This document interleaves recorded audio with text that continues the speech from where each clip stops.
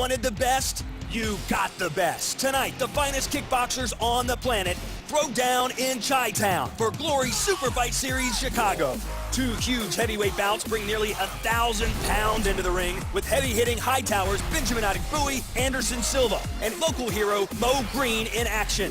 The headline fight between Silva and Adegbuyi puts solid against spectacular as Transylvanian terror Mr. Gentleman Adegbuyi charges at Silva like a bat out of hell as he fights for another shot at the title. Plus, welterweight war from top-flight talents as fan favorite Myrtle Gruenhart takes on Thai rising star Tongchai. Gruenhart has been at the top of a crowded division for years, but with Nikki Holskin recently defeated, the division is now wide open and Tongchai is ready to make his mark. Plus, action from local hero Daniel Morales. It's Glory Superfight Series Chicago. Glory Kickboxing blows into the Windy City tonight for Glory 38 Superfight Series at the world-famous Sears Center. Chicago's huge Eastern European community is well represented tonight, and we've got 2 Romanians and 2 Polish fighters on this card, plus some of the best fighters from around the world. A lot of national pride on the line here tonight. First up, Lucas Pleveski in a lightweight battle against returning Nicholas Larson. We last saw Larson at Glory 15 Istanbul. He's been sidelined with injury since then. Now he's looking for a comeback with a bang. Next, Chicago's own Daniel Morales faces Poland's Paweł Jędrzejczyk. Both fighters are still looking for their first win in the welterweight division, so expect a dogfight in this one. After that, we stay in the welterweight division for a showdown between 2-time challenger Myrtle the Predator Gruenhart and the Thai Terminator Tongchai Sitsongpeenong. Both these guys have some big knockouts to their name. Will they score another one tonight? Speaking of big knockout, it's the heavyweights. Catalin Morisanu makes his long-awaited Glory debut here tonight.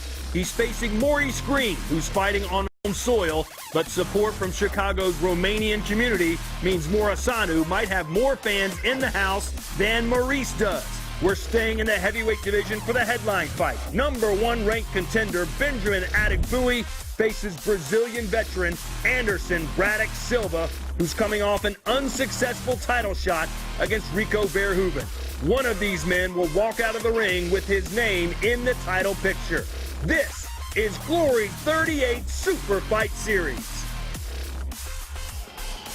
We are live inside the Sears Center here in Chicago as we gear up for Glory Superfight Series. My name is Todd Grisham alongside the former Glory welterweight champion of the world, Joseph Valtellini. And you fought here one time, did you not? Yeah, I fought back here at Glory 11 Chicago, and I got a nice knockout right in that corner, so this arena in Chicago holds dear to my heart. Bazooka Joe always wins by knockout, and we're expecting a knockout tonight in our main event.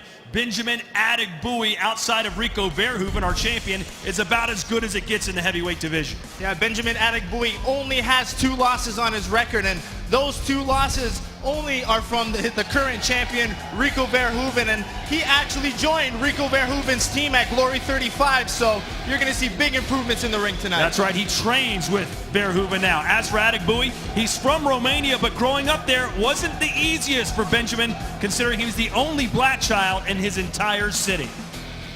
When I was little, my mom was like a little bit scared because I was the only black guy in all the city. So the first thing she did was she put me into a karate group, you know. So I studied karate like for 3, 4, 5 years because she was thinking, yeah, I should better know how to defend myself. So that's my background, you know. Everything started from 7 years when my mom, to be safe, she put me to do karate. So I think, yeah, you can say it was also a part of that. Adegbuyi full of confidence tonight, but he'll face Brazilian Anderson Silva, who's been in some big-time wars here in Glory. Yeah, he's had a different experience than Adegbuyi, and he has a lot of wins and losses on his career, but he has fought the top in the division right from the beginning, and this just keeps showing that he still wants to fight the best. Now we have a lot of Romanian fans here in Chicago. Also, Chicago has a huge Polish population. In fact, outside of Warsaw, Poland, it has the most Polish people in any city in the world, and they've got 2 fighters to cheer for tonight. Yeah, we have Lucas Pleveski And Paweł Jędrzejczyk, two perfect Polish fighters to have here in Chicago because they both like to come forward and they both like to go for the knockout. But perhaps the best fight of the night is in our co-main event. And for more on that, we send it back to the third member of our broadcast team, Whitney Miller. Thank you, Todd. Our co-main event has a familiar face tonight as Myrtle Gruenhart takes on Thai legend Thongchai Sitsong Pinong. Now, you told me the other day that your most dangerous weapons are your knees. However, Thongchai said he invented the knees. How do you react to that? We'll see in the ring, you know. I'm just coming with solid punches as I do normal, and the knee will come after as a surprise. So we'll see how we manage that. How do you predict the fight ending? There will be a knockout win for me tonight. A knockout. Amazing. Yeah. By any particular way? Punches to the head. Punch to the head. Sounds great. I know our fans are on the edge of their seats for this. I'm looking forward to it. Good luck tonight. Thank you very much.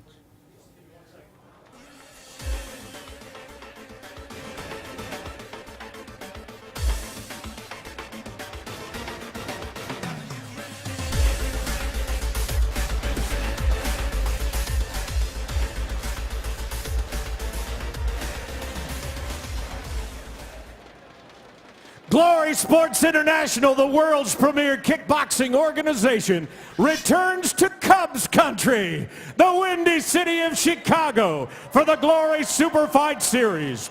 Tonight, featuring a pair of Polish power punchers and the debut of a Romanian heavyweight wrecking machine. All of our bouts tonight sanctioned by the Illinois State Athletic Commission, their acting director Nancy Ilg and their executive manager Joe Capizano are with us ringside. Sears Center, Chicago, are you ready for glory?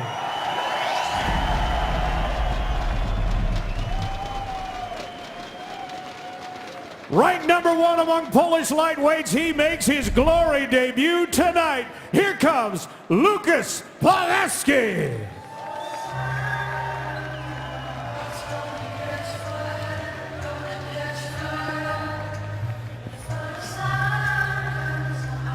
It is a dream come true moment for Łukasz Plawecki making his glory debut tonight. 17-11 with one draw, 5 knockouts. We asked him what he planned to do here tonight, and he said, win, just win, and I know I'm going to get it done. Yeah, and he has that Polish background here, so he has that little bit of extra pressure, but he has a lot of experience. He's got about 120 amateur fights and has a lot of momentum coming in here, having fought 8 times last year. They call him Boom Boom. This man last appeared at Glory 15 in Istanbul almost 3 years ago. We welcome back Nicholas Larson. The music does not fit his style, that's for sure. But what a story, Joe. His last 3 years of his life have been horrendous. In and out of the hospital because of a violent staph infection, which at one point threatened the loss of his leg and almost poisoned his blood. He had to learn to walk again, and here he is walking into the glory ring despite 1 in a million odds. And while that staph infection hit, he was doing really well in glory. He has 2 fights in glory.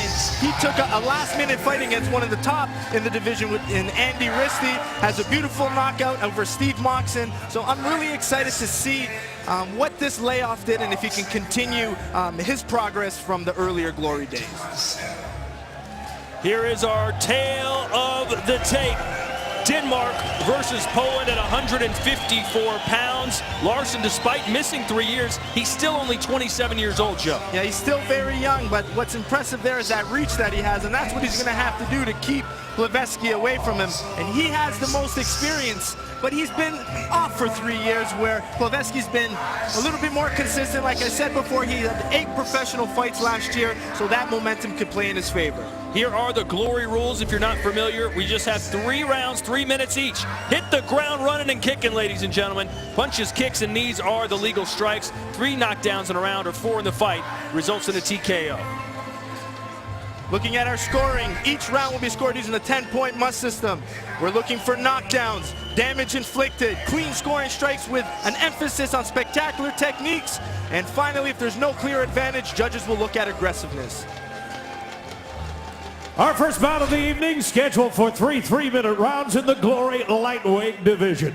Introducing first, fighting out of the black corner, a WKN world champion and World Max Tournament runner-up. His professional record, 17 wins, 11 losses, 1 bout scored even. He makes his Glory debut tonight.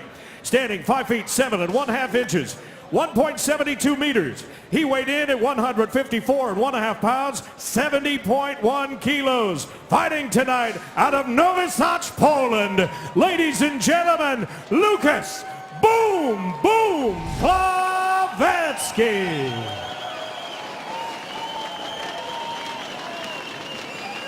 Here now is his opponent, standing on my left and fighting out of the white corner, a WKU Muay Thai world champion. His record stands at 44 wins, 8 losses, 2 draws, 24 of those wins by knockout. At 6 feet 1/2 inch, 1.84 meters. He weighed in at 153 1/2 pounds, 69.6 kilos. Here in Chicago tonight, fighting out of Denmark, here is Nicholas the Destroyer Larsson. And the third man inside the Glory ropes, your referee, is Paul Nichols.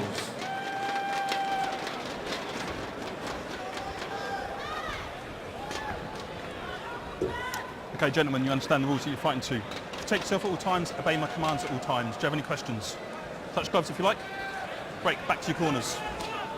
All right, Judge. Larsson, what must he be going through right now in his mind? His first fight in 3 years, and he's coming in against one of the a premier world-class striker in Plawecki. And we're going to see what that layoff did, if it built his confidence, or is he a little bit rusty still, where it may take a round or two for him to get comfortable again. Right! You've got a 1 or 2. Just getting back to this moment took so much energy, just both mentally and physically. What does Larsson have left in the tank? His style is, he classifies as very tricky. He's going to constantly try to confuse Plawecki, who's more of a pressure fighter who likes to come forward. And already you see Larsson wanting to utilize his knees versus that forward pressure. Tried that flying knee and ended up throwing a right hand, and a swing and miss by Plawecki, who describes himself as strong, stubborn, and self-confident like any other Polish person. Yeah, he doesn't want to move backwards. He constantly wants to come forward and throw his hands. And being the shorter fighter, I like that he's really going to start utilizing those low kicks, especially when he gets on the inside with his boxing. Perfect opportunity to finish with the low kick.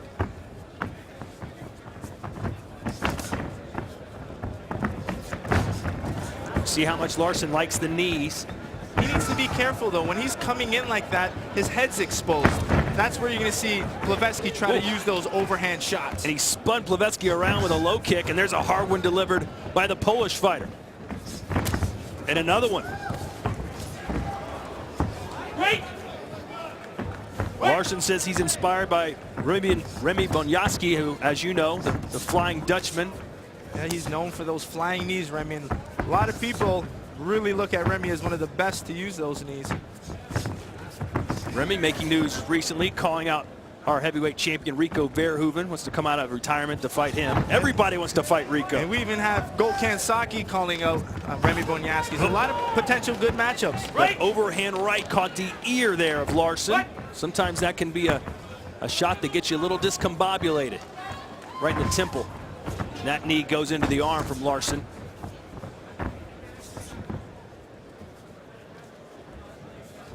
Only 3 rounds in Glory, 3 minutes each. Not much time to get your work in. So the pace is extremely high. So too is the knockout ratio. Push kick there from Larsson. Larsson still looks very relaxed. It doesn't look like this layoff has done anything to his comfort in the ring. You can see the welts on the outside of the left leg of Lucas Plawecki. Those low kicks already taking their toll on Boom Boom. And a running start there for that low kick. That exit low kick is one of my favorites. As they exit, keep throwing that. They can't block at that point. Plawecki needs to throw some of those kicks back. He was very successful in the early round. So the first round in 3 years for Larsson, a good one. Now let's go inside Glory rules. Glory Kickboxing is the most action-packed fight sport on the planet. Legal strikes are punches. kicks, 10 knees. Regular bouts are 3 rounds. Championship bouts are 5, and each round is 3 minutes of action. Outfight your opponent for 10-9. Knock them down for 10-8. In a normal bout or tournament final, 3 knockdowns in 1 round or 4 in the entire bout, and the fight is over by TKO. In a tournament semi, 2 knockdowns in 1 round or 3 in the entire bout, and it's all over. Or you can just knock your opponent out.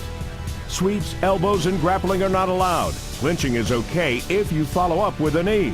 Glory rules are designed to bring non-stop, fast-paced stand-up action. To find out more, go to glorykickboxing.com. So there you have it. Glory rules pretty simple and can be pretty violent, that's for sure. Round 1 extremely close. Total strikes, Larson with 25. Plebesky with 26, Joe. But according to the Glory scoring, you need to look at what did more damage, and it looked like those low kicks of Larson did a lot of good damage and some good knees on the inside. That's why I'm giving him the first round. We asked Plebesky what his strengths were in the ring. He said boxing with a low kick for dessert. He's been showing it, but in my opinion, he's not throwing it enough. Come out, fight! Plebesky's face is beginning to turn a bright red. So too are his thighs from all those kicks. And there's your total strikes, Joe. Yeah, it's very close in total strikes landed, and it seems like it's Larson that's really doing a good job, though, at dictating the pace, where Plebesky's looking to counter more. Plebesky wearing the black gloves, Larson in the white. And Larson, being the taller fighter, he wants to stay outside. That's why I'm surprised he's using his knees so much. Larson beginning to get more confident as he goes in for the strikes. Another flying knee. We've seen 4 or 5 of those. He needs to set them up, though. Keep staying outside. Keep mixing in those low kicks. You can see Plebesky's left leg really starting to show the redness and the damage. And his right leg isn't much better. Plebesky's waiting too long. That's the problem. He's waiting too long, and that's why Larson's able to pick his shots on the outside. In Larson's 44 victories, he does have 24 knockouts. He likes to put his opponents away. And again, Larson leaves the mat.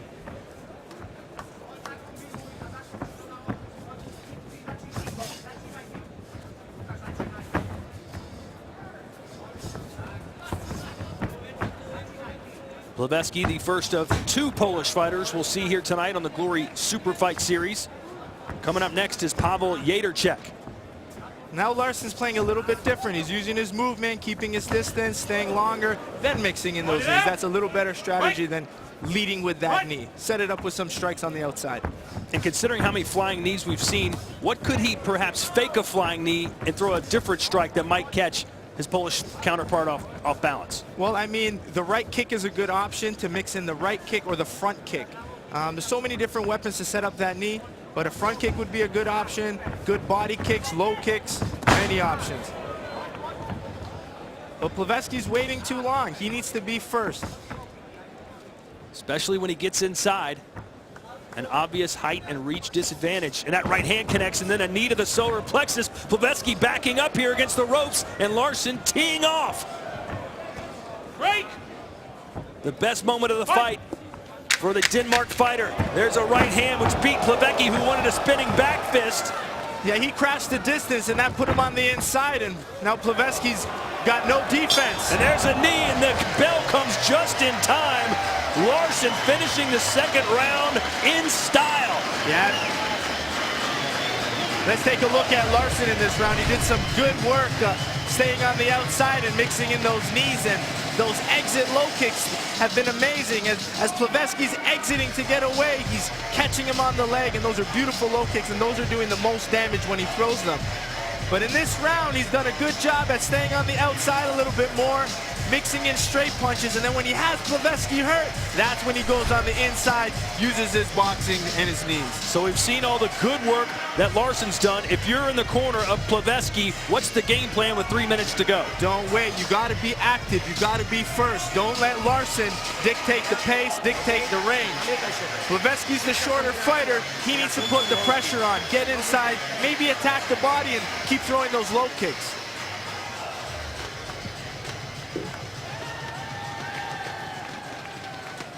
Round 3. 3 minutes to go.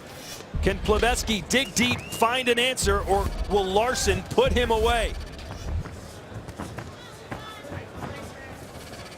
What Larson threw near the end in that second round, he started mixing in that uppercut.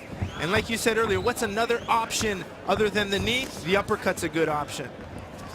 Especially when Plevetsky puts the earmuffs on. Plevetsky landed a good overhand right there. That's what he needs to do. Try to catch Larson coming in with those knees. And Plevetsky with a nasty cut under his left eye, and another knee lands right to that spot, and another knee. Plevetsky backing up against the ropes. The way he mixes up his hands and boxing is incredible. As soon as Plevetsky really shells up and covers his defense, that's when Larson mixes those knees. Well done. Larson is simply being the boss right now. But Larson, I would like to see mixing those kicks. There's that exit low kick, would have been a perfect opportunity. And how about the cardio level that Larson's showing? It takes a lot of energy to throw those flying knees, and he still looks fresh. But what he does is he moves outside. Like right now, this is his recovery time. He's staying loose, just lightly tapping, and then he's going to mix in those power shots. Minute and a half to go now. In the clinch, this is where Larson has been delivering some massive knees. Larson needs to be careful. He needs to, if he initiates the clinch, he needs to throw a strike right away. He can't grab, move a little bit, wait. He needs to throw those knee strikes right away.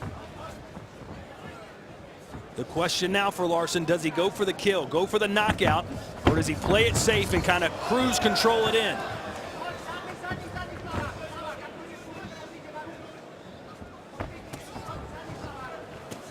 Larson has made it very clear and very known that, listen, I want to be back on that Glory card in 2 months when we go to Copenhagen, provided he didn't get injured. And he does not look injured right now. He almost jumped over the top rope there. The thing with knees when you're fighting, though, it's you hit a lot of elbows a lot of times, so you can get a lot of damage after the fight if you're clipping a lot of elbows, so you don't really know until an hour after the fight when that adrenaline goes away. Oh, I can tell you right now, Plevetsky is already hurting. Doesn't need to wait an hour. A right hand connects from Larson. I still would like Larson to mix those low kicks. He did so much damage with them. He's just relying on his boxing and his knees. It's still doing damage, but he could easily and land a little better if he mixed in his kicks. And leaping right hands. You don't see Larson get a good foundation and throw hands. He's always moving his body, walking down his opponent, as he's doing right here. 10 seconds to go. And the Danish Destroyers return to the ring. Was a fantastic one. Nicholas Larson, ladies and gentlemen. Welcome back, Nicholas Larson. The official decision when we return here to Chicago and the Glory Superfight Series.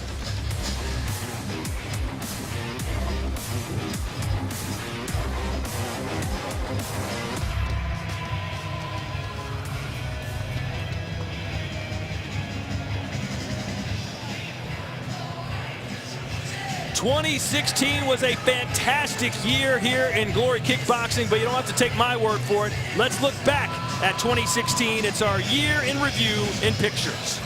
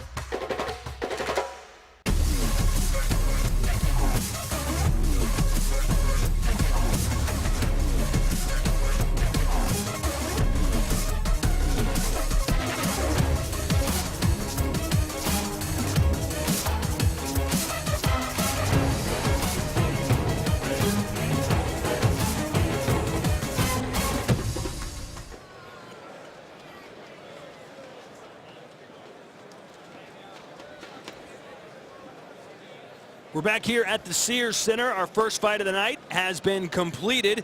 Nicholas Larson and Lucas Pleveski.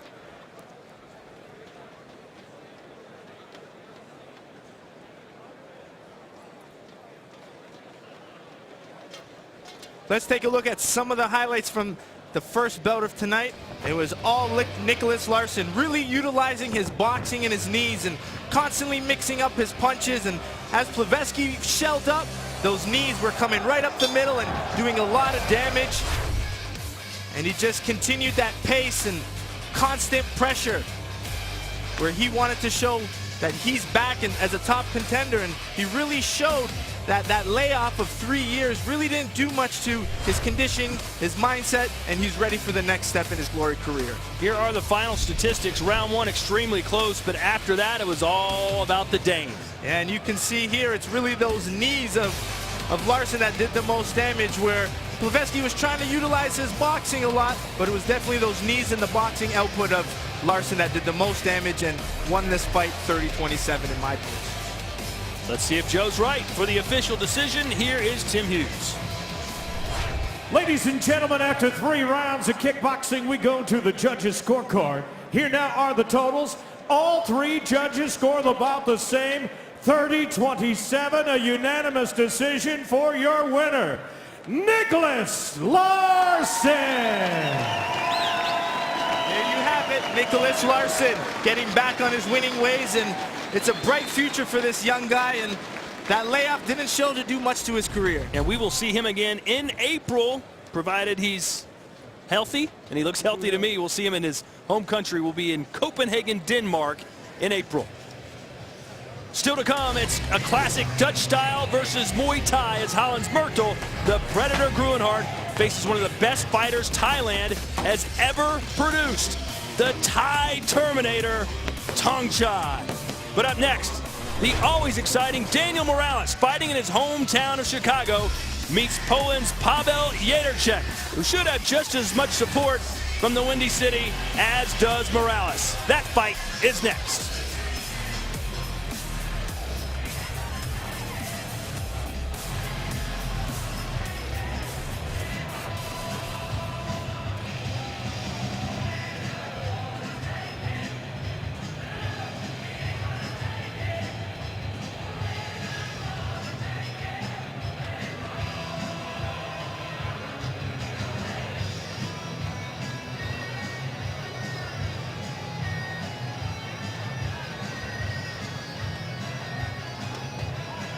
At Force National, the world's best kickboxers hit Belgium for Glory Superfights Brussels. It's lightweight action as the killer kid, Sidachai, defends his belt against local boy Dylan Salvador. And Murat Grigorian looks for another highlight reel knockout against Hizmi Bakiri. Plus, heavyweight muscles in Brussels as Chai Lewis Perry faces Hesti Gergis. It's Glory Superfights Brussels, Saturday, March 25th. Don't miss it. All right, ladies and gentlemen, we next turn our attention to the welterweights. This member of the Polish national kickboxing team makes only his 2nd Glory start here in Chicago. Please welcome Paweł Jędrzejczyk.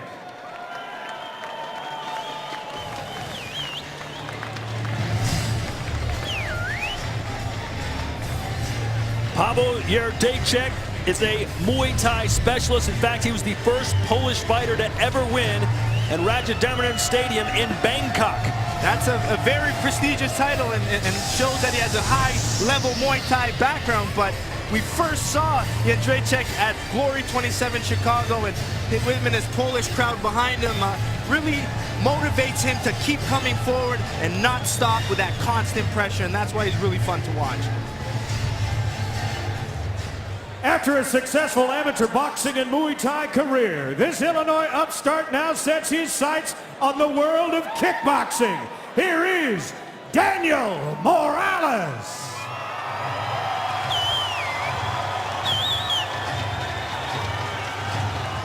Daniel Morales, one of the most thoughtful and deep thinking fighters on the Glory roster. Everything he does is with the purpose and he feels that despite his struggles early in his Glory career, he is ready to break out here tonight. He's really put a different mindset to his training, and he said he lived in solitude a lot, no holidays, no friends, and he really wanted to focus and make sure he was very mentally prepared for this fight. He spent time training in Holland. He spent time evolving, and yes, he is 0-3 in Glory, but each time he steps in the ring, you see a new and improved Daniel Morales. Here's our tail of the tape, and according to Morales, he doesn't have an opponent tonight.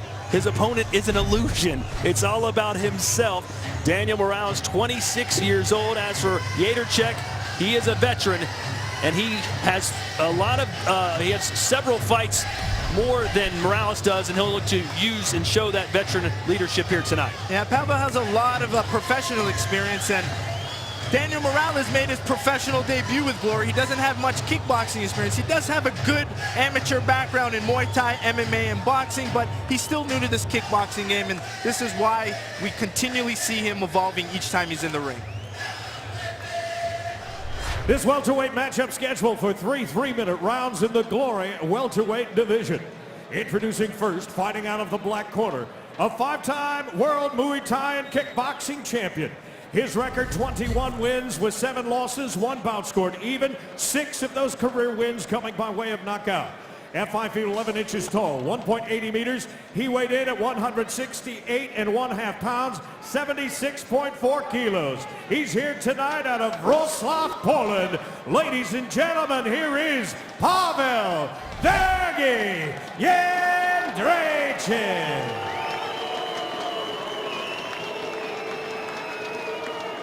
Here now is his opponent, standing on my left and fighting out of the white corner. 12-3 in the amateur ranks of Muay Thai. He comes tonight in search of his first professional kickboxing victory.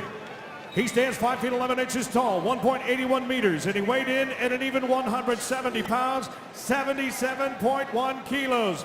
Fighting out of Mexico City by way of Chicago, Illinois. Here is Daniel La Máquina Morales. And your referee in charge of this contest is Dave Smith. Fighter, step up. Fighter, fighter, step up. You guys both know the rules. Clean, fair fight, start to finish. Touch him up, step back. Good luck to both of you. Touch him up. You ready? All right, Joe, what kind of fight do you expect to see here? I expect more of Jędrzejczyk really trying to push the pace with his volume in action, where I'm curious to see how Morales approaches this fight. He has good movement and good boxing, but in his last fight, he showed that he can fight that Dutch-style kickboxing. He spent about 2.5 months in Holland training for his last fight, so he has a good mix of boxing and Dutch-style kickboxing, so it's interesting to see which one will work for him. You can see how Jędrzejczyk basically came running out of his corner to put the pressure on Morales, and he hasn't let up. That's Jędrzejczyk's style. He just keeps coming forward. Said he wants to break Morales down. Morales is deciding to fight a little bit more on the outside, use his angles, use his boxing. And while Morales does have an 0-3 record here in Glory, that record is somewhat deceiving considering his level of opposition. Yeah, he just right away was thrown into some top level. He came in and having last fight at Glory 27 Chicago, had a tough fight with Casey Green, and he had 2 tough fights. Nice low kick, sorry Joe, and an uppercut there from Morales. Yeah, that was a good finish, but he had 2 excellent fights against Ambang, so he really needs this win. Francois Ambang, one of the great veterans here in Glory. So Green, top-level competition. And right now he's standing right there and trading with Jędrzejczyk. There's that mix between that boxing movement and that Dutch-style combination fighting. Nice right hand landing there on the turn from Morales. Morales looking to hit that right uppercut off of that angle. And that's a good shot against a forward pressure fighter. I was going to ask you, what's the best strike to throw when you're constantly moving backwards? I assume that's the one. Well, it's different. If you're moving backwards, they're called draw attacks. So you're pulling your opponent in. You can use straight rights, you can use uppercuts, you can use low kicks. He just needs to throw a little bit more. Morales is waiting a little too long, in my opinion, and he's doing well when he throws back in combinations.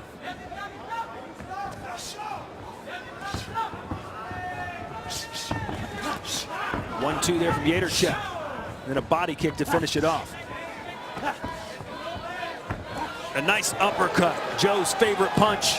Talking about that earlier. You want to see more uppercuts in Glory. There's a second one from Morales. I said it was one of those shots that people don't throw enough, especially with a guy like Jędrzejczyk's defense. Those are the shots. And Morales has thrown about 10 uppercuts in this opening round. Let me tell you, Jędrzejczyk will not go down. If he does, he's going to come back and keep this constant pressure and forward fighting. Hey, step back. Step back. March.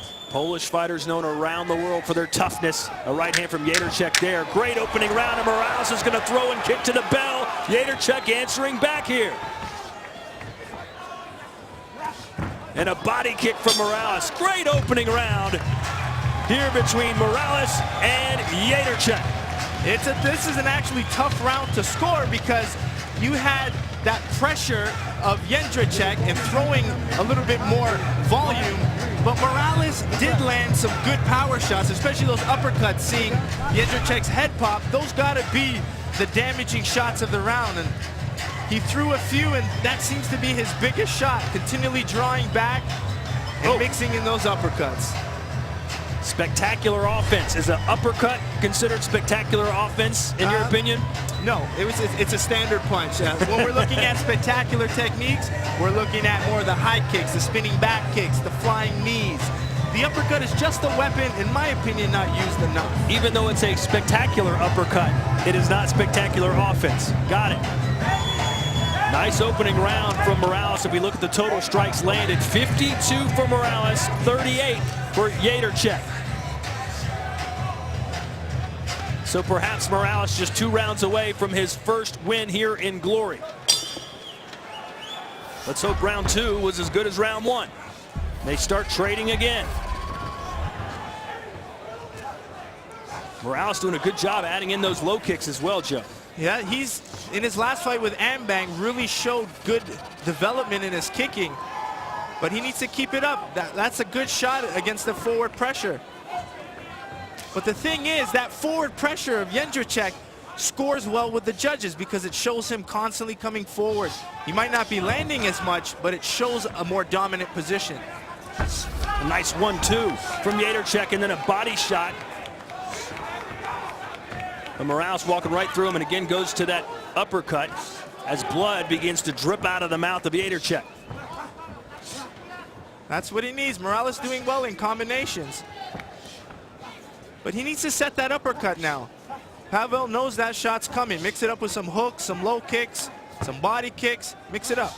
The head kick there from Yaderchuk.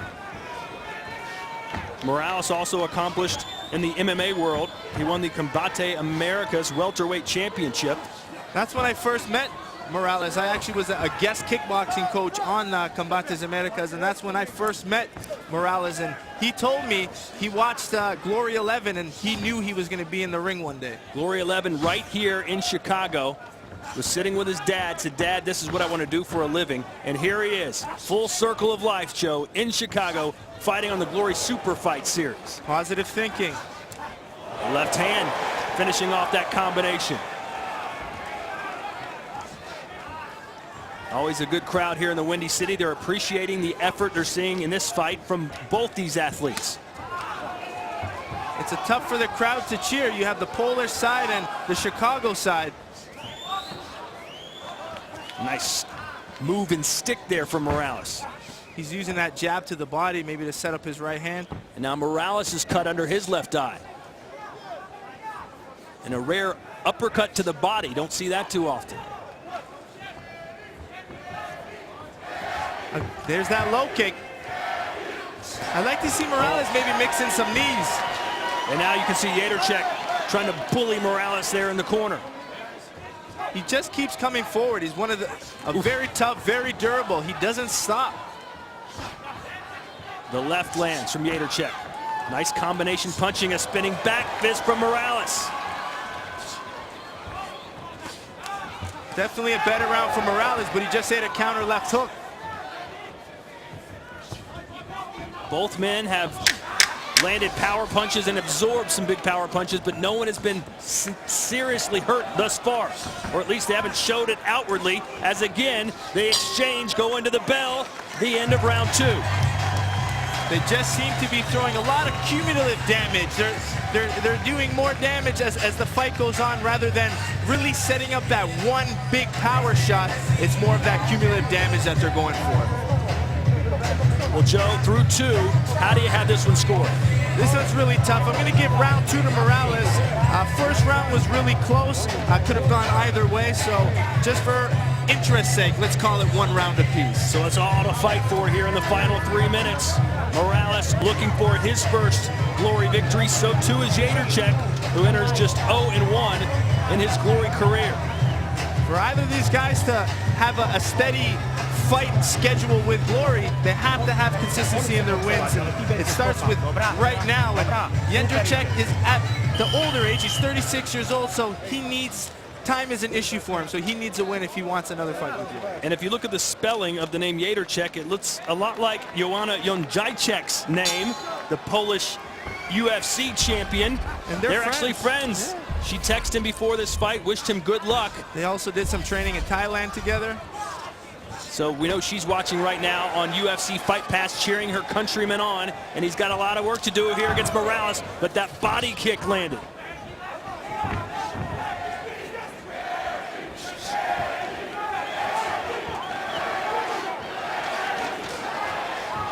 Good constant exchanging. They constantly counter back. They won't let the other get ahead of the points game, so they constantly counter back. 250 punches thrown in this fight. A high output type of encounter here in Chicago.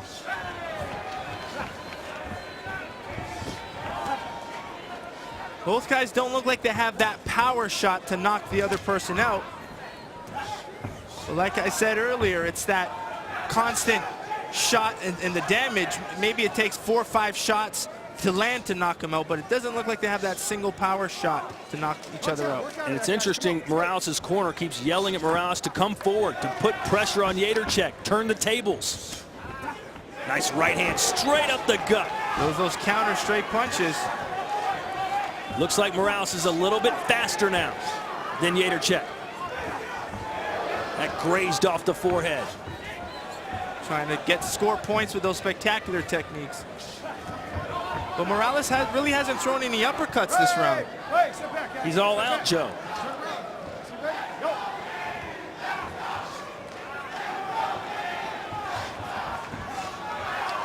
Good low kick combination. Morales needs to keep his hands up. Pavel's throwing good straight punches. Exhaustion is certainly settling in. Morales 240 strikes thrown. Jędrzejczyk 233. That is almost throwing punches non-stop.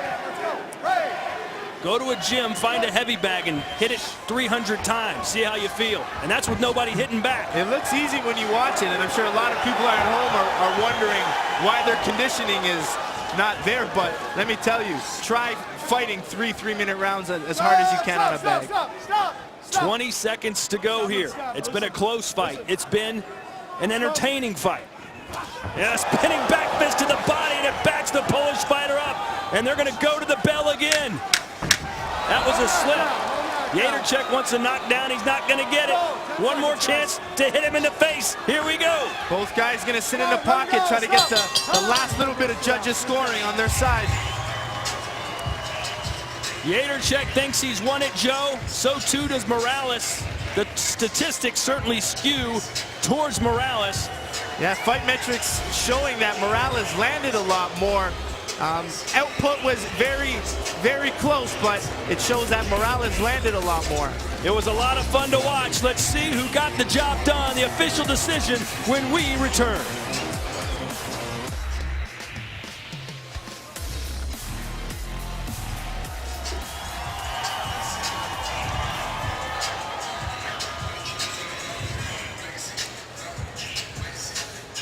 Glory Collision saw the first female champion crowned last December in Oberhausen, Germany. Let's relive the magic. The stage was now set. Tiffany Van Soest would face the undefeated Amel Debbie. Here is Amel Debbie. Here comes Tiffany Van Soest. The winner to be crowned the Queen of Glory. Any question from you? Touch glove, back to your corners. So they attack and then constantly move and exit. Right hand connects from Van Soest. And using that in and out movement, she's coming in, landing her big right hand. She's landed some good jabs in that second round. Indeed won the first 2 rounds. Then Amel Debbie will need a 10-8 round here to keep this going. That's all she wrote. Glory Bantamweight Grand Prix Tournament Champion, Tiffany Van Soest. Amel Debbie suffers her first career loss. Tiffany Van Soest, she said it was her destiny to wear this belt around her waist, and that's what we are seeing right now. The champ is here.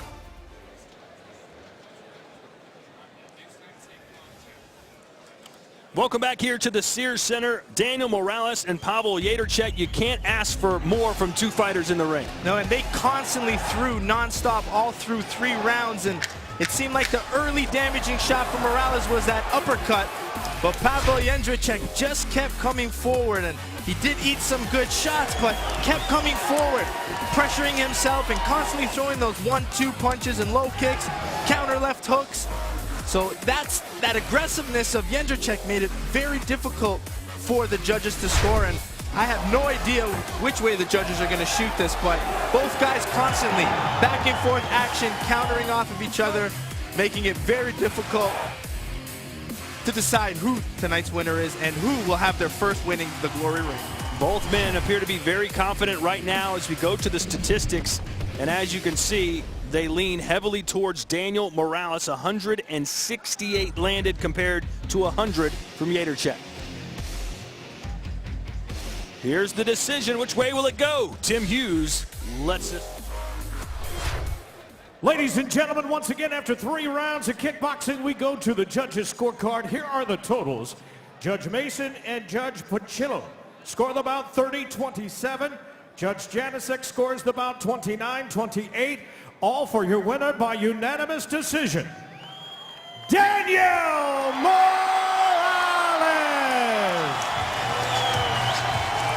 Some moans and groans from the crowd, but plenty of cheers too as Daniel Morales out of Chicago, Illinois, wins his first ever bout in Glory Kickboxing. And that's his first professional kickboxing win, and you can see that weight off the shoulders of Morales, and he has that smile, and this will probably allow him to evolve a lot more now while that pressure of finally trying to get his first win is out of the way. Well, coming up later, a fight that could steal the show as Chicago's own massive heavyweight. There he is. Big Maurice Green will square off against one of the hardest hitters in any combat sport, the Romanian destroyer, Catalin Murășanu. But first, 2 of the best welterweights on the planet fight for national pride and perhaps a future title shot. Holland's Myrtle Gruenhart and the Thai Terminator from Thailand, Thongchai.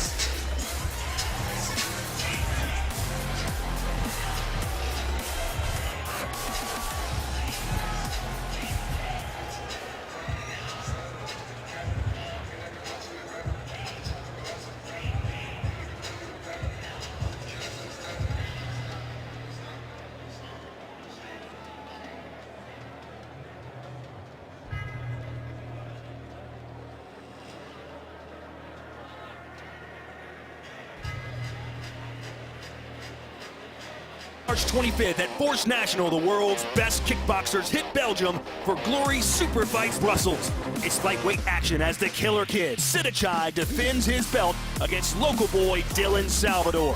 And Marat Grigorian looks for another highlight reel knockout against Hisby Bakiri. Plus, heavyweight muscles in Brussels as Chai Lewis Perry faces Hesti Gergis. It's Glory Super Fights Brussels, Saturday, March 25th. Don't miss it.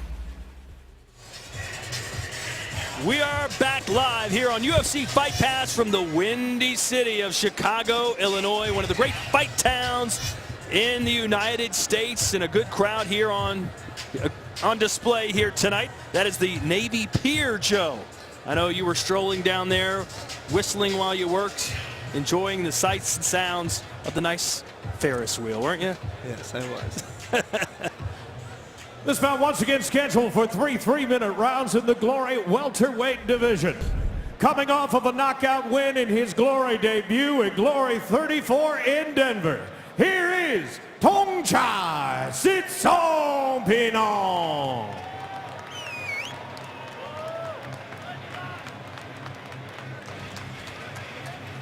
We asked Thongchai's trainer, why do they call him the Thai Terminator? And he said, because Thongchai is nasty, he likes to hurt people, he's just not a nice guy. Yeah, his teammate is lightweight champion Thongchai Sitsongpeenong.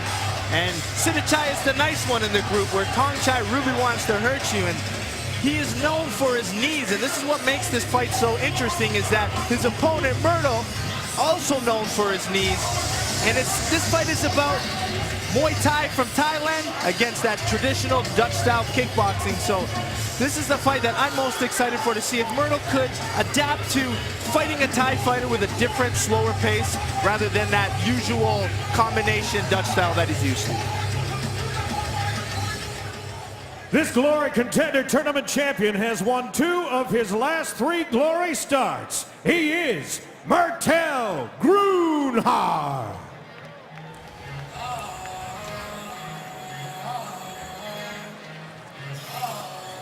If you like confident fighters, Myrtle Grunhard is your guy, Joe. Not only is he predicting a win tonight, he predicts he's going to beat Yohan Kongolo eventually and win the world title. He's got it all mapped out, ready to go. Yeah, he's planned it out, and that's what you have to do. In order to be a successful fighter, you got to know the path, and I think it's good that he's thinking this way. And he's been part of Glory forever. He's been part of Glory 2 Brussels. He's had 12 fights with Glory. He's had 3 fights with Nicky Holtzkin. He's fought the champion Cedric Doumbé. He's fought the #1 contender Yohan Kongolo and beat him. So this is a fighter who's fought the best in the division for many, many years.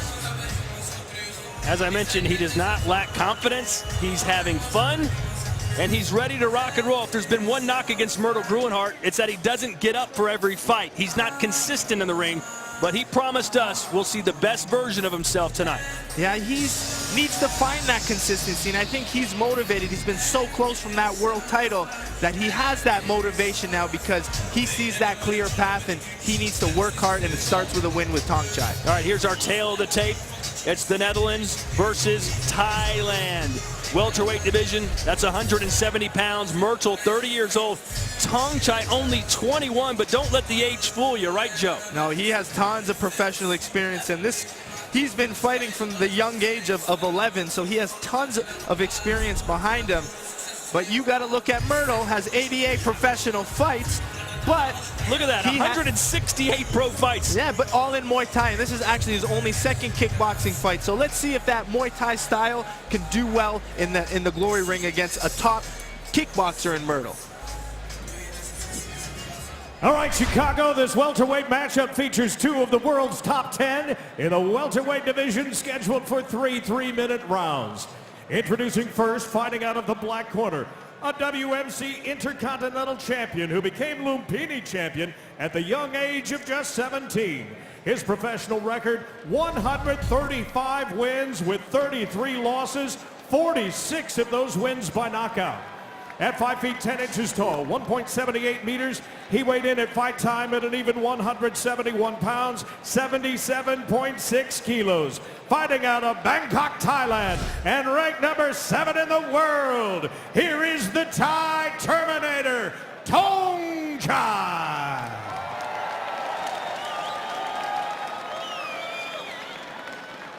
His opponent fighting out of the white corner, a European and World Max Champion. His record stands at 63 wins with 22 losses, 3 bouts scored even, 36 big career knockouts. At 6 feet, 1 inch tall, 1.85 meters, he weighed in at 168.5 pounds, 76.5 kilos. Here in Illinois tonight, fighting out of the Netherlands, here is Mertel, the Predator, Groenhart.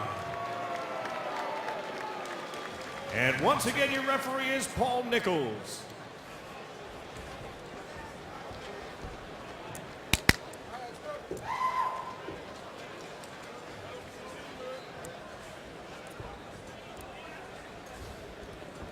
Okay guys, you understand the rules that you're fighting to, yeah? Take yourself at all times, obey my commands at all times. Do you have any questions? Touch gloves if you like, push back. Something you don't expect to hear from the Thai Terminator. Said he's a little bit nervous about this fight. Says it's a 50-50 proposition. It could go either way. This is a very interesting fight, and this is why I think this could be the fight of the night and the fight I've been most excited for. Our last fight featuring Morales' victory saw a lot of power punches. This fight should show a lot of power kicks and power knees. And it's going to be from a lot of those power kicks are going to come from Thong Chai, and he's looking to already slow Myrtle down with those low kicks. But Myrtle's going to want to get on the inside and see if he can expose Thong Chai's boxing, because Thais traditionally don't box much because the scoring in Thailand is based on kicks and knees. So they hold their boxing back. Punches aren't scored as highly in Muay Thai as kicks are, correct? That's correct. So you're going to see Thong Chai have really solid kicks, and especially from his camp in Sitsong Pinang, they're known for being power kickers. We talked about Myrtle Groenhart sometimes lacking focus. How about Thong Chai, who has very notably in Thailand, it's in the front pages of the paper, has run out of camp sometime to go gamble on chicken fighting. He leaves camp, they can't find him for a few days, they finally wrangle him back in. He has an addiction to chicken fighting on the back streets of Thailand. It's probably interesting for him. He's been fighting since he's been 10 years old, so he needs that excitement outside of the training as well. So I can see why he'd be addicted to it. I don't think there is, at least I hope there isn't a lot of underground chicken fighting clubs here in Chicago, so hopefully he didn't get into much trouble last night. He looks fresh right now here against Myrtle Groenhart, halfway through round 1. Those inside knees of Thong Chai do a lot of damage, and once he's on the inside, he does really well. Holding, okay? You are not here to hold, you're here to fight. Do you both understand? Yeah? Time in, fight! And a couple of punches land from Groenhart, and that right hand sweeps right across Thong Chai's face. Speaking to referee Paul Nichols, he knows this fight's going to could have a lot of clinching because of Thong Chai, so he's really establishing a no clinch rule right away. You can clinch and hold in Muay Thai. In fact, that's where a lot of the damage is done. You can clinch in glory, but you got to initiate a knee strike right away. It's been a sloppy opening round for sure. Thong Chai's kicks, I think they're hurting Myrtle. And those knees on the inside. Oh, Myrtle gets knocked back against the rope. Hard round to score. It's been such a start and stop affair. You don't see that a lot in Glory Kickboxing. A right hand lands from Thong Chai. Thong Chai's looking very impressive, especially with those. And that may have been a low blow as Myrtle goes down to one knee. And you have to remember, Thong Chai doesn't really know English. Public warning number 1. Public warning number 1, you're holding, okay? Next time I deduct a point. Let's take a look at this knee. Thong Chai says, I got him right in the stomach. It's hard to tell sometimes with the angles, because sometimes it's the shin goes under and could hit the cup, and the cup vibrates the genitalia there. Time in, fight. Well said. Thong Chai trying to mow Groenhart down, who meets him with a straight right hand. And look at Thong Chai just trying to bully Groenhart right now. That's what Myrtle needs. And now they're opening up. That's what Myrtle needs to do. Get in there and throw his box in. And look at Thong Chai getting rocked here. He's still coming forward. He survives the round. What a finish to round 1. What a finish. Myrtle Groenhart got pissed off from that low knee, and there he goes, and that's what he needs to do. He needs to get on the inside and keep throwing those punches. Tong Chai can't get caught up in that style of fighting. Enough of the patience. Let your hands and feet go, and that's what Gruenhart did. Yeah, Tong Chai's walking right in, trying to get on the inside to throw those knees, and Myrtle's had enough of it and started throwing nice straight punches as Tong Chai was coming in. And he's got to throw those punches in bunches, and that's what he's doing as Tong Chai keeps coming forward. But he needs to stay tight. He needs to slow the fight down. This is Myrtle's game if he wants to sit in the pocket and exchange boxing. Forget technique. This is a street fight, ladies and gentlemen.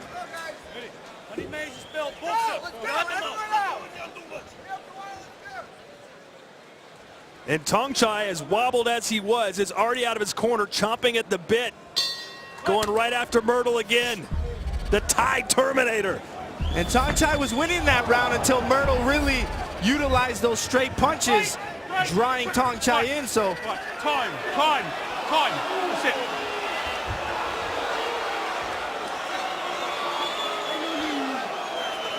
I call time. 1 point. 1 point. 1 point. Neutral. There's referee Paul Nichols deducting a point. Really want to establish the control, but Myrtle really showing. Let's see if we can see a little better angle here. No, it's referee calling the stop, and that's why he deducted the point. Well, Gruenhart certainly sold it. Sometimes you have to do that. Let's see if Myrtle comes back the same way he did last time he was hurt. So Tong Chai perhaps losing the first round and now a point behind in the second. The flying knee. And you could just feel the hate between these two fighters. I'm surprised Tong Chai keeps walking in like that. When he was keeping his distance and throwing those low kicks is when he was doing the most damage and being most successful. Break.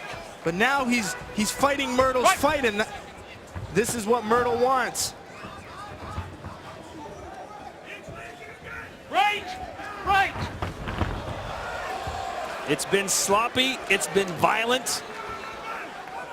It's been entertaining. Fight.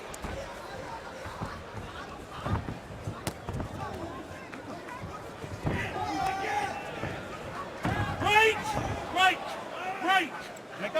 Let go. Fight. His trainer told us how nasty Tong Chai could be, and it's been on display in this fight. Throwing knees after the bell, holding, clinching.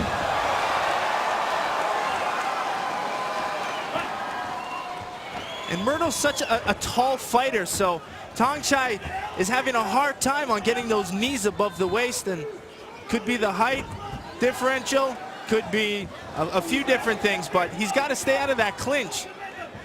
He needs to throw those kicks on the outside. Boy, Myrtle set up that right hand, but it just missed. No strikes. Break. Fight. And you can tell, Myrtle turned his back on his opponent. That's a huge no-no in any sport, much less fighting. Tong Chai needs to kick. Don't know why he's continually trying to walk in and use his knees. No strikes.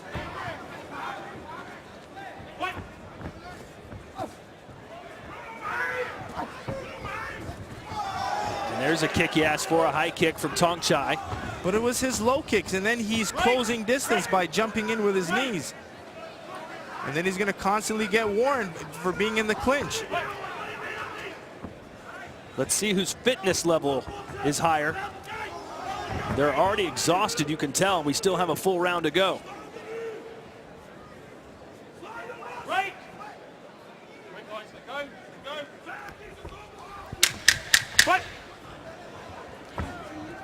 Gruenhart, a former title challenger, believes he can get back to that spot very soon. How soon, you ask? Well, he told us earlier this week. the predictions of the how it will go this year will be, of course, me winning against Tong Chai. After I win from Tong Chai, there will be the two guys, Johan Congolo and Cedric Doumbé, will fight in March against each other. And in my opinion, I think Cedric what's his name again? Johan Congolo will win the fight because he already won twice from Cedric Doumbé, and Johan Congolo will face me, and I already beat Johan Congolo. So I will beat him again, and I will be the next champion for several years. He's got it all figured out, and look who's in attendance. Felice Herring from the UFC, also Juliana Pena. Yeah, Felice has a kickboxing background. I know she's a big kickboxing fan, and she always supports here in Chicago. And plenty to like so far tonight. Round one of this contest was fantastic. They slowed down in the second round, but here we are in the third and final round. Important to note that Tong Chai was deducted a single point in the second round. So even if you run one round two, Joe, it was a 9-9 round. Yeah, the first round was close, but it was Myrtle really doing a good job at the end after he got hurt. But I still don't understand why Tong Chai's strategy is to continually throw knees in the clinch. He was doing so much good damage on the outside with his kicks.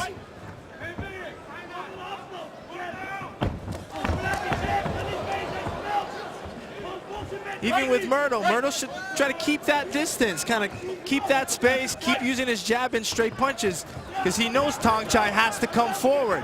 So he's successful when he's throwing straight punches and constantly keeping distance. Landed a good uppercut there.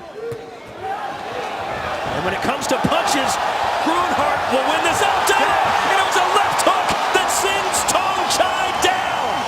That's what Myrtle needed to do, get on the inside and land those punches.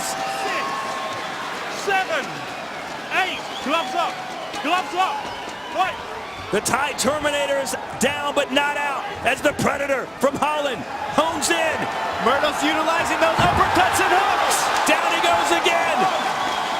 2, 3, 4, 5, 6, 7, 8, 9, 10. It's all over. Myrtle the Predator Gruenhart with another knockout victory. The 37th of his professional career. Well done, Myrtle. He was having a little bit of a hard time in the beginning with those kicks, but he really utilized that boxing and those uppercuts and those hooks in that third round. Well done, Myrtle Gruenhart, to expose the boxing of Tong Chai. Here's the first knockdown, Joe. It was Myrtle getting on the inside, mixing in big left hooks and uppercuts. Tong Chai couldn't handle those constant left hooks, putting him to the mat. The second knockout, that's when Myrtle was mixing in those uppercuts and hooks again. Non-stop, and that was it for Tong Chai. Couldn't handle that constant pressure and boxing of Myrtle. Myrtle Gruenhart, sometimes it takes guts, and that's what he showed us tonight. We'll make it official when we return.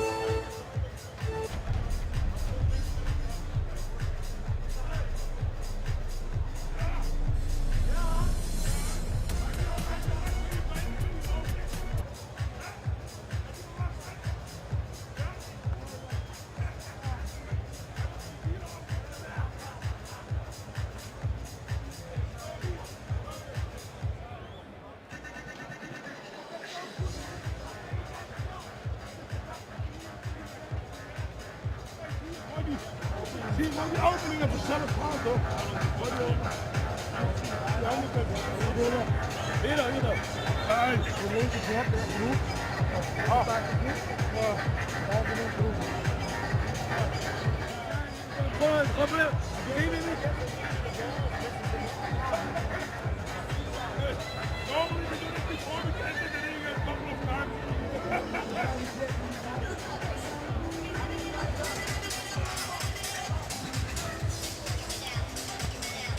Welcome back here to the Sears Center. Myrtle Gruenhardt just picked up the 5th knockout of his Glory career, the 37th overall. And this fight was a lot of Tong Chai really trying to come in and use his knees. And in the beginning of the first round, he really hurt Myrtle low, but Myrtle got a little bit frustrated and started exchanging big punches. And that's where he knew he had to get this fight. He did a good job at constantly keeping space and throwing vicious multiple punch combinations. Straight up the middle from Gruenhardt. And it was that non-stop straight punching that really set up those inside boxing and knees of Myrtle, but Tong Chai had no answer for the boxing, and that's one of the biggest differences you're going to see between Muay Thai and kickboxing, is that boxing aspect in kickboxing, and Myrtle did a good job at utilizing it, dropping Tong Chai and getting his KO victory. Gruenhardt promised a spectacular knockout tonight, and he delivered it, ladies and gentlemen. As we look at our final statistics, 46 total strikes landed for Gruenhardt. Surprisingly, Tong Chai landing 54. That it was those boxing and the punches that did the most damage. Here's Tim Hughes now with the official finish. Ladies and gentlemen, you watched it as it happened. Our referee, Paul Nichols, steps in and waves this contest off with an official time of 1 minute 45 seconds of that third and final round, declaring your winner by technical knockout, Myrtle Gruenhardt.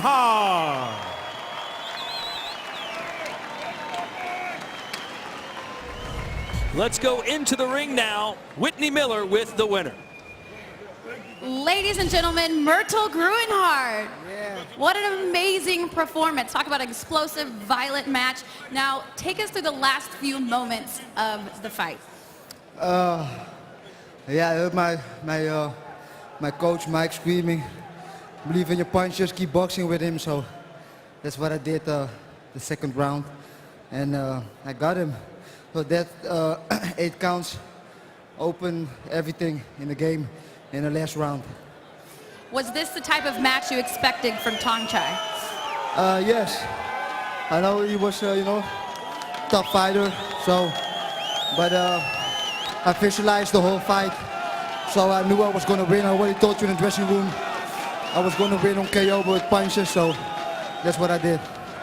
Amazing performance. Now, will you be in Brussels to watch Cedric Doumbé and Congolo fight? Oh, definitely, definitely. I also have a message for Cedric Doumbé and for Johan Congolo. I'm there to watch you guys. I'm there, so perform good, train good, because I'm gonna be the next guy you will fight, and I'm gonna break both of you. It doesn't matter who I'm fighting. Johan Congolo, Cedric Doumbé, I'm coming. I'm a hungry wolf, so I'm coming for both your heads. Who's? Congratulations again on your performance. Ladies and gentlemen, Myrtle Gruenhardt. Joe, is he, in your mind at least, the #1 contender now? Well, he's showing it that he's doing a really good job, but he's really forgetting about Nicky Holtzkin, who has been dominating the division for a while, and he had 3 fights with Nicky, so we'll see what happens in the welterweight division. And now, ladies and gentlemen, it is time for the heavyweights. Coming up in our main event, Benjamin Adegbuyi, the #1 contender, will square off against the veteran gatekeeper of the division, coming off a title opportunity himself, Brazilian Anderson Silva. But up next, we don't expect it to get out of the first round. Maurice Green, Big Mo from Chicago, Illinois, will square off against Romania's Catalin Moraesanu, who promises to put Maurice Green out of this fight less than a minute after it starts. That's next.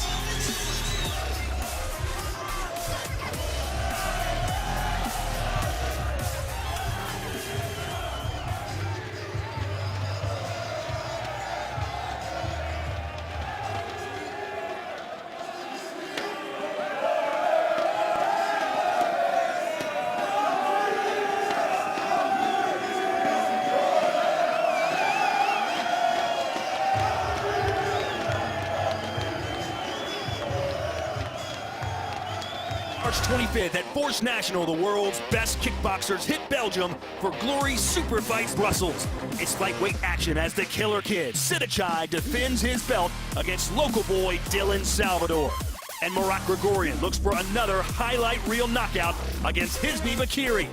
Plus, heavyweight muscles in Brussels as Chai Lewis Perry faces Hesti Gergis. It's Glory Superfights Brussels, Saturday, March 25th. Don't miss it.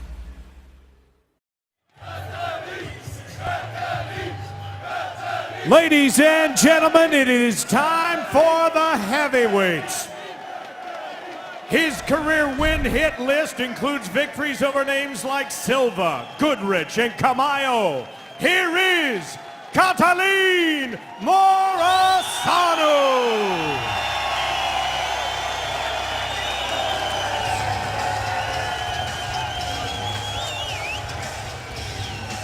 It's the moment many of these Romanian fans have been waiting for. His nickname pretty much says it all, ladies and gentlemen. The Carpathian Death.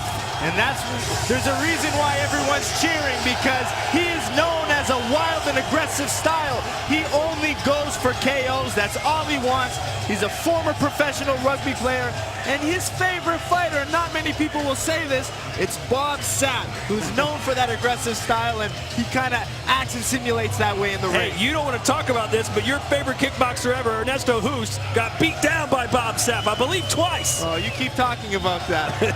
Well, this is a moment that Morazano surely is enjoying here as he makes his American kickboxing debut. He last competed at Glory 32, Virginia, and returns to the Glory ring here in Chicago tonight. Maurice Green.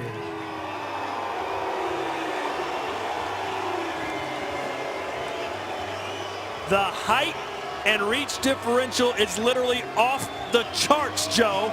But what does Mo Green have to do to beat the Romanian brick house? He needs to stay long. He's a big boy, but he knows how to use his footwork. He likes to watch fighters like Anderson, the Spider Silva, who are good with movement, good distance control. And it's going to be staying long and trying to catch Morazano with some knees and uppercuts. Now, just proof that sometimes every big, strong guy has a softer side. Maurice Green calls himself the crochet boss, and he crocheted this hat for Joseph Baltellini, but Joseph didn't want to mess his hair up. I can't mess up my hair. But I talked to Green about it. He's okay with me not messing my hair tonight, so I'm glad Todd will mess his hair for later. It's very nice and quite soft. You'll enjoy it, Joe. It's whenever nice. you put it on. It's going to keep me warm. All right, it's our tail of the tape now. And look at the reach advantage for Maurice Green, who's 30 years old. Joe, it is a 9-inch reach advantage, 8-inch height advantage. He needs to utilize that. He doesn't want Morazano in close to him, because that's where he's the most dangerous, and that's where he can use that big experience. Maurice Green is still very new. He doesn't really have any amateur kickboxing experience. He's 1-2 in Glory, so he has a big task with the Romanian, who's known for that wild aggressiveness. This heavyweight battle is scheduled once again for 3 3-minute rounds. Introducing first, standing on my right and fighting out of the black corner. This Romanian southpaw was a 2012 World Grand Prix finalist. His professional record, 42 wins with 10 losses, 25 of those wins by knockout. He makes his Glory debut tonight. He stands 5 feet 11 inches tall, 1.80 meters, and he weighed in at an even 237 pounds, 107.5 kilos. Fighting out of Copnare, Romania, ladies and gentlemen, Catalin, the Carpathian Death, Morazano.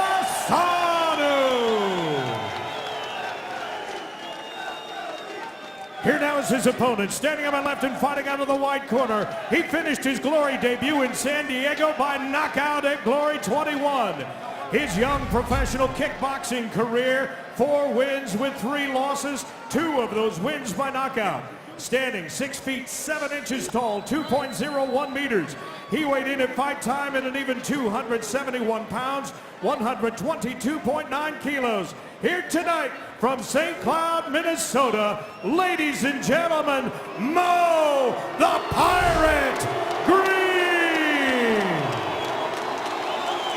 You want to see the intensity Your between these two referee for this fighters? contest is Dave Smith. Look at the weigh-in from yesterday.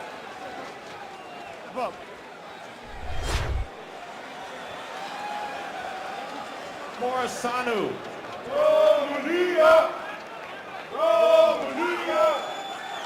That's a little close for comfort there, Joe. This could be over in seconds, not minutes. Get ready. Two big power punchers collide here in Chicago. And Morisano is the first southpaw of the night so far. But Maurice says he needs to keep distance, and he's got some knees waiting for Morisano as he comes in. But there's that wild get on the inside power style of Morisano. And look at him, he's opening up.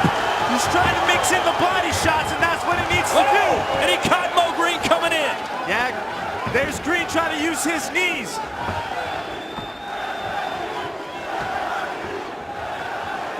I'd like to see Green use his jab, stay on the outside a little bit.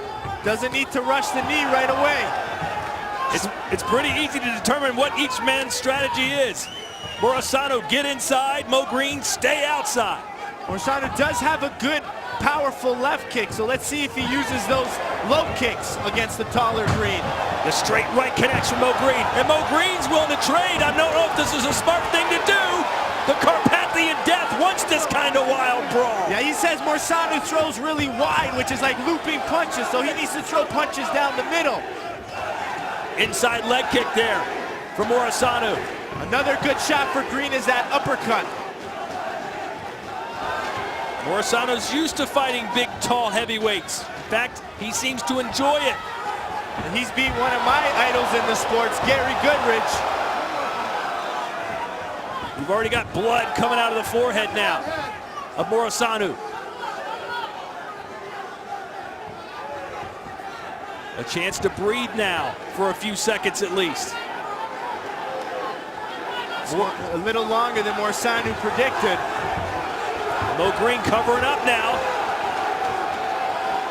Good job at Morisano to recognize the body shot being open. Let's go. Morisano's face and nose tells the story of his life. He's been hit probably 10,000 times in the face. Green needs to stay patient, stay long with that jab. He needs to stay long with straight punches, then mix in his knees. Make Morisano eat a few punches before he comes in. Oh, and Green's a little wobbly. He's ducking his head. He needs to stand upright. Can Morisano keep this pace of power punching? Let's go. Morisano admitted yesterday to us, listen, I am not the best cardiovascular athlete. I've got to end fights early. I got to win in the first round. Good block by Green there. Green could throw some kicks of his own. His legs could probably reach Morisano across the ring. Good knee to the head. Finally landed for Green.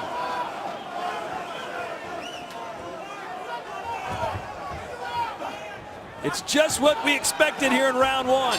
It was wild, ladies and gentlemen.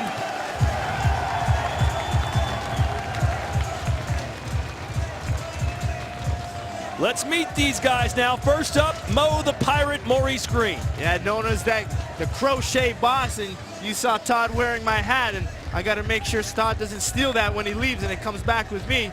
But he doesn't believe in luck, and even though he has no experience in kickboxing, he believes in hard work and continually working on technique. So he's doing a good job so far at shutting that power punching down. But it's Morisano who's known for that always forward, trying to go for the KO pressure.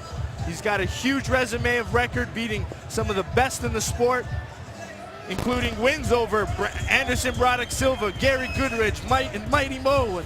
He's fought guys like Pavel Zurlev, Earl Zimmerman, so he's fought the best of the best. So a win tonight for Green would be huge, and a great debut for Morisano. Maurice Green used to weigh 330 pounds, took up kickboxing, lost a ton of weight. He's now 265, about 15 pounds lighter than his last glory fight against Chai Lewis Perry. And an uppercut. Oh, and a left hand drops Mo Green. A lunging left. This could do it. Mo Green's got to get up. 6, 7,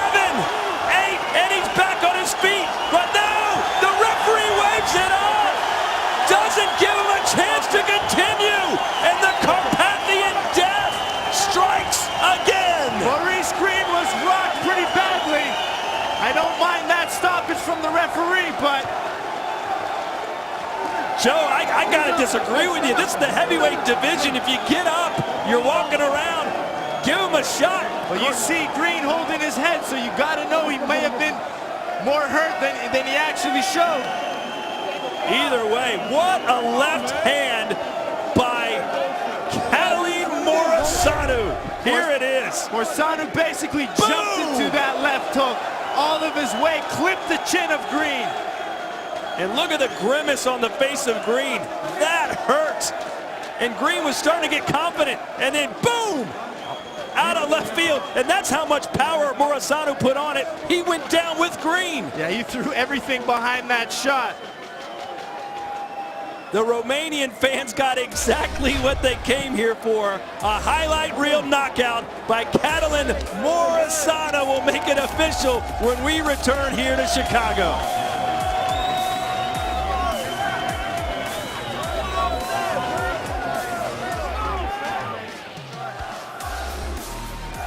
You just saw a great knockout, but in 2016 we had some just as good, if not better.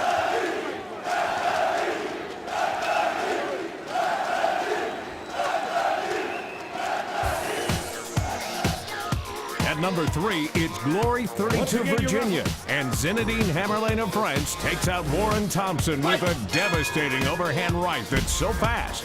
It takes 3 replays to see what happened. Not that Thompson will ever know. Pavel Zrivlev in the first semifinal. I would have to say that Warren Thompson taking the fight. Oh, what a knockout! Mamma mia! I need to rewatch to see what shot hit him like that.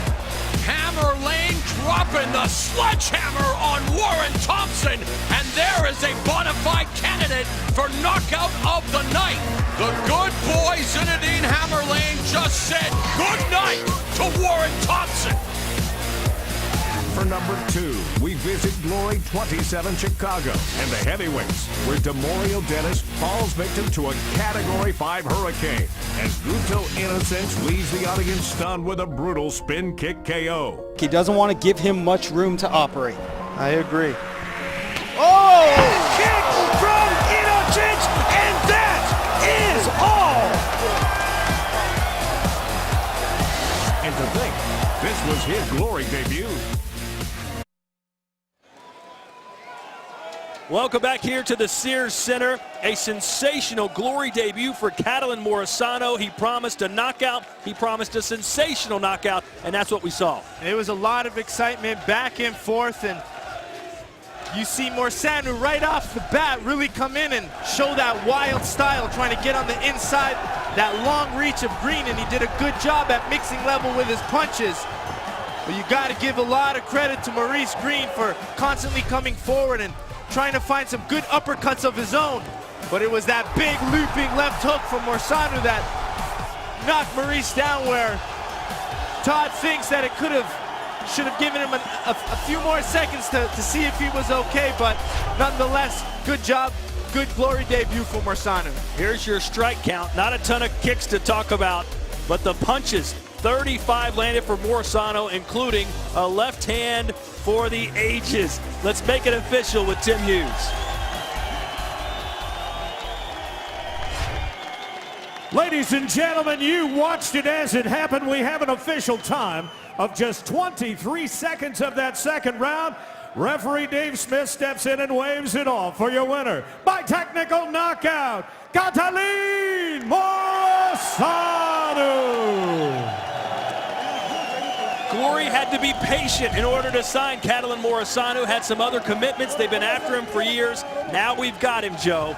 Yeah, it adds a good spice to the heavyweight division. România! România! Vă iubesc din toată inima. Vă mulțumesc că ați stat lângă mine. Mi-ați dat o energie pozitivă, mă jur. Nu mă așteptam să fiți atâția.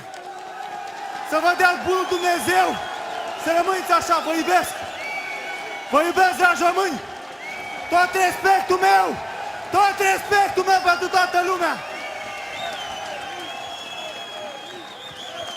There he is, the Carpathian Death. And you know what? We've got another Romanian fighter coming up in our main event. It is Benjamin Adegbuyi taking on Anderson Silva. Whitney Miller with more.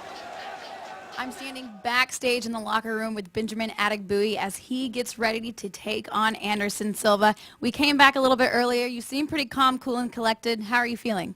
Yeah, I'm feeling good. I know what I'm capable of. My training was awesome. The training camp was good, so this is why we train for, no? To rock and roll. That's right. Do you have any predictions on how the fight may end tonight? Yeah, I don't know. I never predict things, you know. I'm not Mystic Mac, but, you know, every fighter wants to finish quick, so if the knockout comes, it's bad for me. So, but I'm prepared also for 3 rounds, so all in. Either way, you'll be happy, and we know it's going to be very exciting. Good luck tonight. Thank you very much. Kill or be killed is the fighting style of Anderson Silva as he takes on Benjamin Adegbuyi tonight. He told me earlier that he expects Benjamin to come at him like a bull in a china shop. What is your game plan tonight? My game plan always, every fight I will do the same. I try to knock him out very fast. I try to finish the fight before the last round. Finish the fight before the last round. Do you know what round? Maybe the second round. Second round. Well, we know it's going to be very exciting. Can't wait. Good luck tonight. All right, so it's the #1 contender in the heavyweight division, Benjamin Adegbuyi, looking for another highlight reel knockout against the Brazilian Anderson Silva. It's our main event coming up next here from Chicago.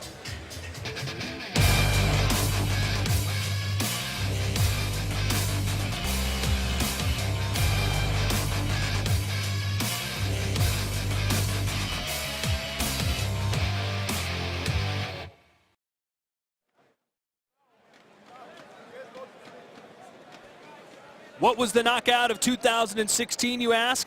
I'm glad you did, because you're about to see it right now. It came from Glory 30, Los Angeles. And finally, at #1, Marat Grigorian shows the crowd at Glory 30 Los Angeles what it looks like when a fighter is unconscious before they hit the floor, with one of the most brutal head kicks you'll ever see. High guard, but he may push the jab through. Oh, wow! Mamma mia! Right head kick, knockout. Marat Grigorian just put Jime in airplane mode. It's a classic kickboxing move, executed perfectly by one of the rising stars of the lightweight division.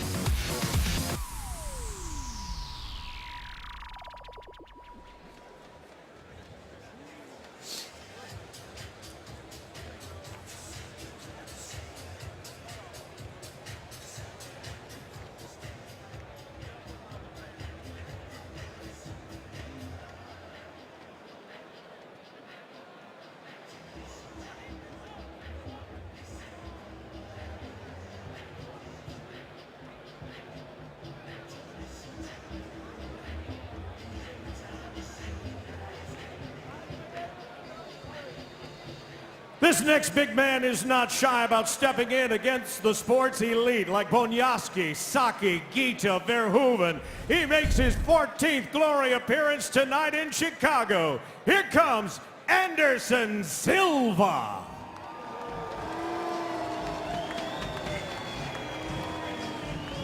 Joe, the Brazilian, has been through wars. He's fought the best of the best all around the world in the kickboxing community. What does he need to do to pull off the shocking win tonight? Because let's be honest, he's a huge underdog. Yeah, he's fought everyone, and that has to give him a lot of confidence, but he had mixed results, and he's had 13 Glory fights, but he needs to find consistency, and that's the biggest thing for Anderson Silva. And how he does that, he needs to really mix in his outside fighting, which he's really good at, mixed with his inside pressure fighting, and he's really known for his counter punches. So let's see if he can catch Adegbuyi with one of his famous counter left hooks. His nickname is Braddock, and that nickname comes from a character that Chuck Norris played in the cult movie Missing in Action. His teammates felt he shared the same gung-ho attitude as Chuck Norris did. But come on, there can only be one Chuck Norris, Joe. He is the winner of 4 of his last 5 and arrives in Chicago as the #1 heavyweight contender in the world, Benjamin Adegbuyi.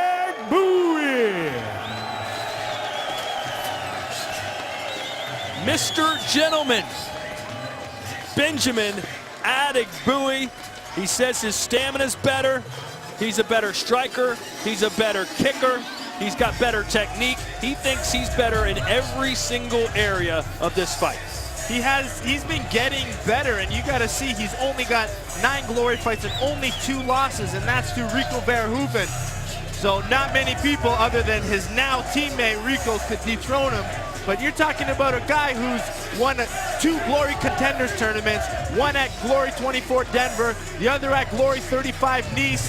So he has a lot of experience, and for a big guy, he's got high output, high pressure, and very good combinations. Adegbuyi was born in Romania to a Romanian mother and a Nigerian father. He spent his youth in Nigeria before returning to Romania. He considers it his home, and he grew up in the Transylvania region of the country, of course, the home to Dracula. He's 32 years old, 6 feet 6 inches tall, 267 pounds.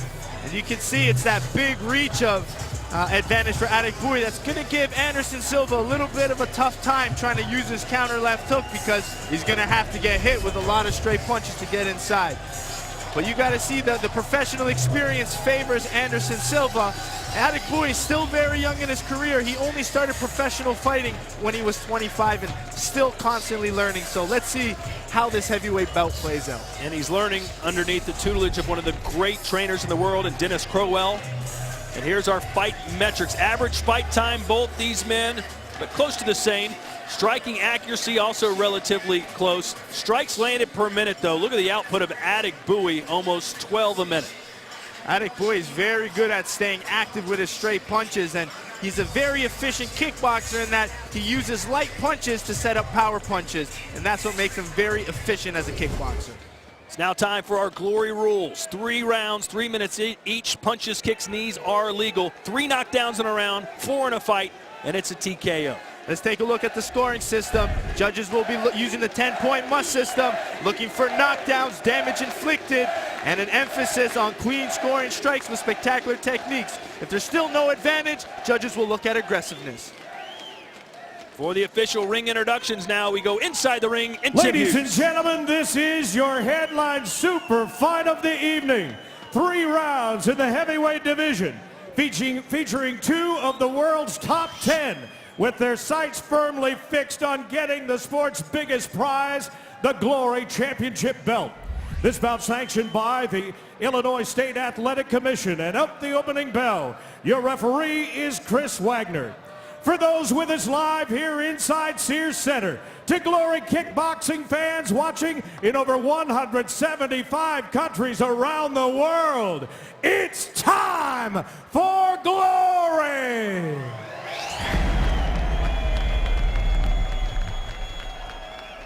Introducing first, fighting out of the black corner. He is a Brazilian cruiserweight champion, now ranked number 10 in the Glory World Rankings. His record stands at 40 wins, 15 losses, 1 bout scored even, 25 of those wins by knockout. At 6 feet 3 1/2 inch, 1.92 meters. He weighed in at an even 247 pounds, 112 kilos. Fighting out of Sao Paulo, Brazil, here is Anderson Braddock Silva.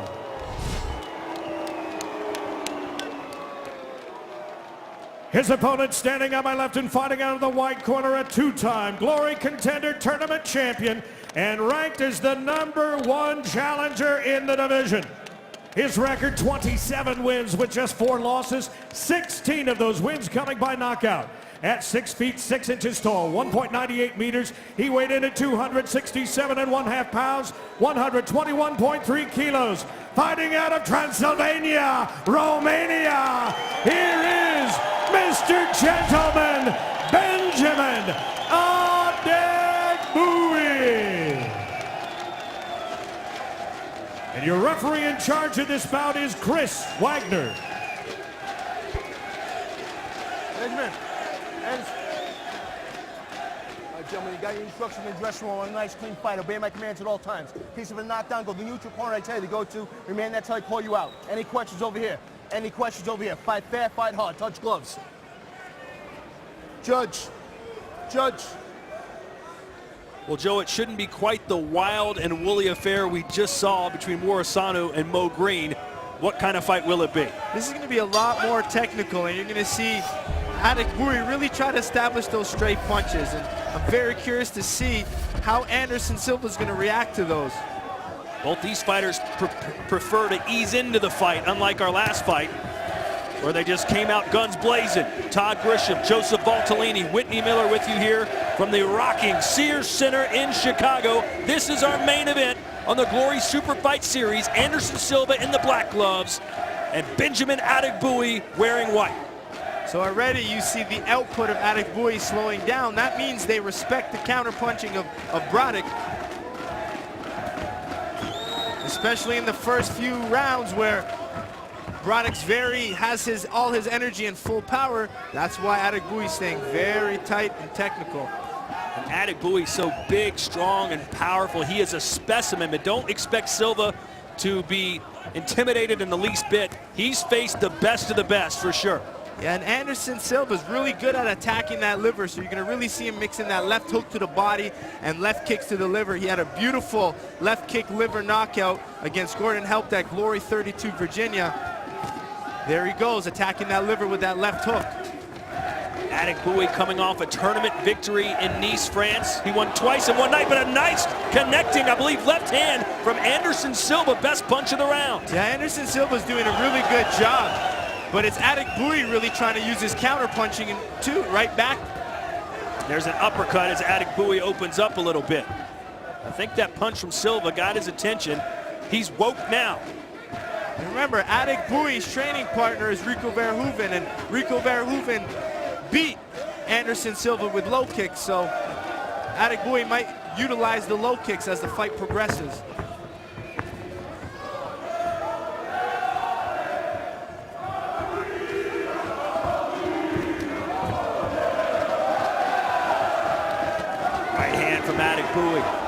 Adekbouy has won the Contender Tournament. He is due a third title shot against Rico Verhoeven, but they trained together. He said, I'm not in any rush to get that title shot. I want to clean out the division first, and it starts here tonight with Anderson Silva.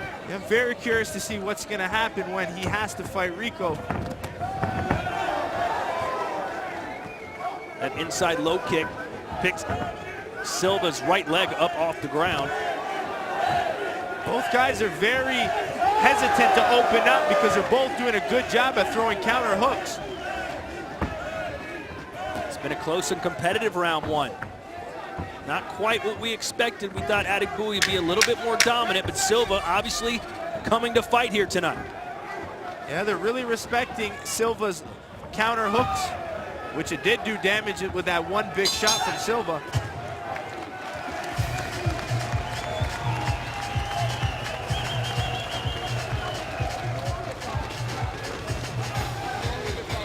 There's Dennis Crowell in the corner with Benjamin Adekbouy.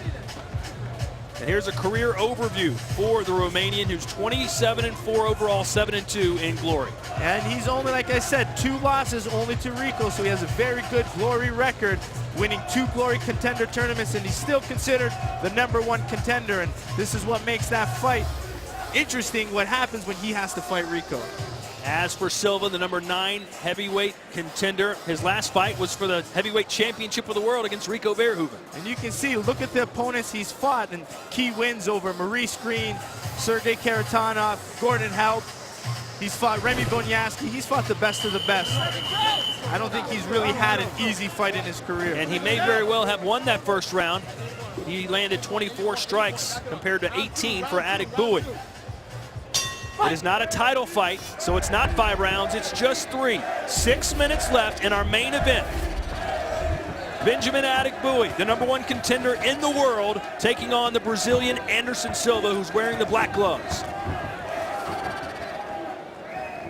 And would your message to Adekbouy perhaps be a little bit more busy? I'd like Adekbouy to really use that reach like he just did there. Use his jab. Move back a little bit, keep the space. That jab, and maybe follow some kicks off of that. Maybe a straight right, but I think Adekbouy is most successful when he stays active. You don't want Anderson Silva close to you. The uppercut just missed. Good job. There it goes. Straight punch to low kick. And an uppercut from Silva. And Silva does a good job at after he hits that counter punch, he's moving his head because Adegbuyi has a counter hook waiting right back.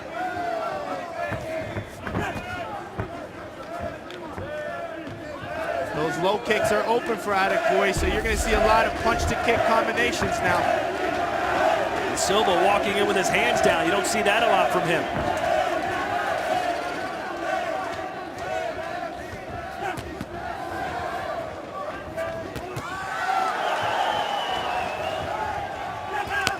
Definitely a better round for Adegbuyi. Oh, and Adegbuyi, that left high kick stunned Adegbuyi. Adegbuyi's off balance now, trying to find his feet. Not sure if Silva's aware of it. Look at Adegbuyi, knees, legs, not quite 100%. Roddick's got to put some pressure in. And a high kick again from Silva. Why not? That was the kick that hurt him, that close range left high kick. And Silva does a good job that he constantly kicks the liver with his left kick, and then he kind of switches it and cuts it down to a left high kick. But he's got to attack that left hook to the liver. He's got to be a little bit more active. Adegbuyi by no means is dominating this fight. We mentioned Silva could have won the first round, and he might well be winning the second. That's that left hook mixed with uppercuts, but Adegbuyi needs to stick with those low kicks. Don't get punch hungry. There's a high kick of his own. Tried to follow up with a 1-2 and then a knee, but he goes down. It's a slip. Half minute to go here in round 2. Adegbuyi's most successful when he uses his jab and his low kick. He shouldn't be letting Anderson get so close to him like this. He's got to establish straight punches. He's letting Anderson get on the inside and get his punches off. Give credit to Silva's game plan. It's working quite well here. A left hand counter punch connects. That's his famous shot, that counter left hook. Well, Joe, we might be in the midst of a big upset here. How do you have this through 2 rounds? Well, that first round was really close, and I'm not really sure who to give the round to, but round 2 was definitely Roddick Silva. Landing that clean high kick, especially from that close range, that's a spectacular scoring strike. There was damage, but let's take a look, and Silva also did some good damage with uppercuts on the inside. And that's when he rolled his head off and slipped over. But Adegbuyi's doing most of the damage with his low kick, but that high kick there from Silva just clipped Adegbuyi and made his legs stumble under him. It didn't look that vicious, but the legs of Adegbuyi told the story. Yeah, it didn't look like it even landed in that highlight, but you saw the reaction, so it must have done damage. So certainly some urgency in the corner of Adegbuyi, our beautiful Glory girls here in Chicago at the Sears Center. The Romanian fans on their feet trying to rally Adegbuyi. 3 minutes to go. Our main event here on the Glory Superfight Series. Let's go, fight! Adegbuyi coming out with some urgency. Dennis Crowell's probably telling him you got to be more active. And there it goes, low kicks.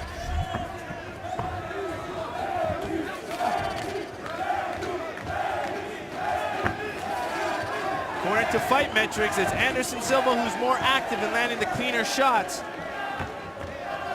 The good and bad about Glory Kickboxing, it's only 3 rounds. There's not much time to turn things around when they're not quite going the way you planned, and things aren't going how Adegbuyi had hoped. Adegbuyi's now attacking the back leg, the inside back leg, and that's how Rico was able to finish Anderson Silva. And a nice knee there, sticks inside from Adegbuyi. That's what Adegbuyi needs to do. He doesn't need to fight boxing with boxing. Beautiful crescent kick. Fakes the high kick, comes around with the outside of his left foot. And a right hand there from Adegbuyi. And to the body. And an inside low kick. He's definitely caught his second wind. He's doing a good job at doing damage with those punches and kicks. And now Silva coming back and a body kick from Adegbuyi. Silva content just to counterpunch right now, it seems. Adegbuyi's definitely a well-conditioned fighter, and you saw him in his last contender win. He went 6 rounds of non-stop volume, non-stop action, so you know Adegbuyi has the conditioning. Anderson Silva from one of the great fight towns in the world, Curitiba, Brazil.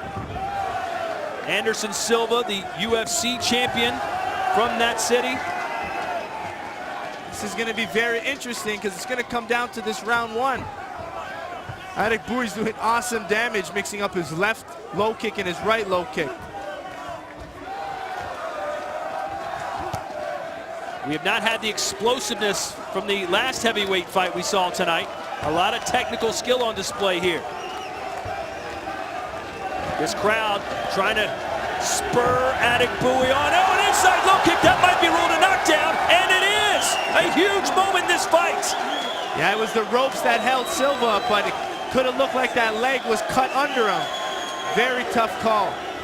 A controversial decision. We'll talk about it more at length when this fight is over, but right now 30 seconds to go, and Silva now needs to get busy, but eats a body shot. Adekbui is really good at those straight punches, and his conditioning is just too much for Silva.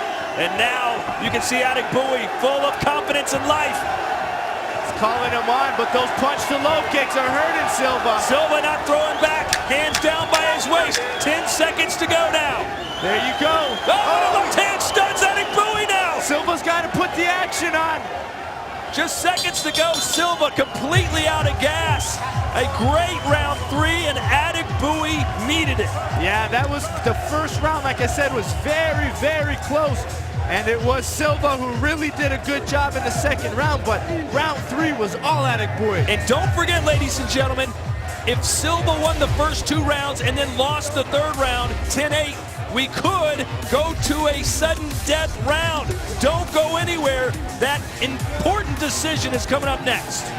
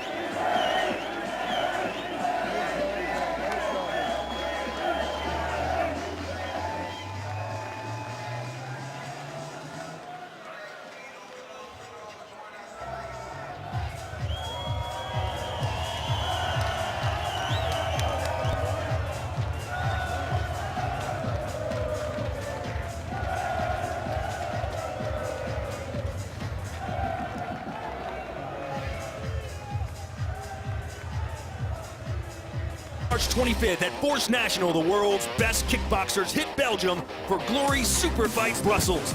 It's lightweight action as the killer kid, Sidachai, defends his belt against local boy Dylan Salvador. And Murat Grigorian looks for another highlight reel knockout against Hizmi Bakiri. Plus, heavyweight muscles in Brussels as Chai Lewis Perry faces Hesti Gergis. It's Glory Superfights Brussels, Saturday, March 25th. Don't miss it. All right, Joe, it certainly was an intriguing main event. It went the distance. The first 2 rounds easily could have gone to Silva, and if that's the case, perhaps, just perhaps, we'll get an extra round. Let's find out as we go inside the ring now, and Tim Hughes.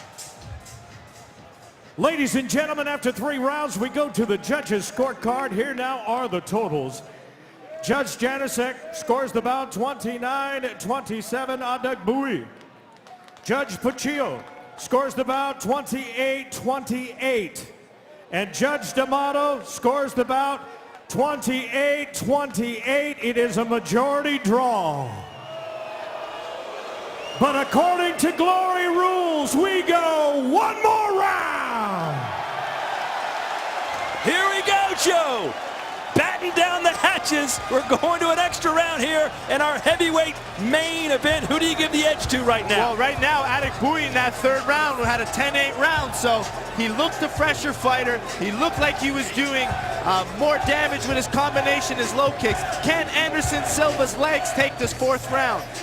Don't forget, even though Silva was dropped in round 3, he landed a punch that wobbled Adegbuyi with about 5 seconds left. So the power is still there for Silva, but is the cardio.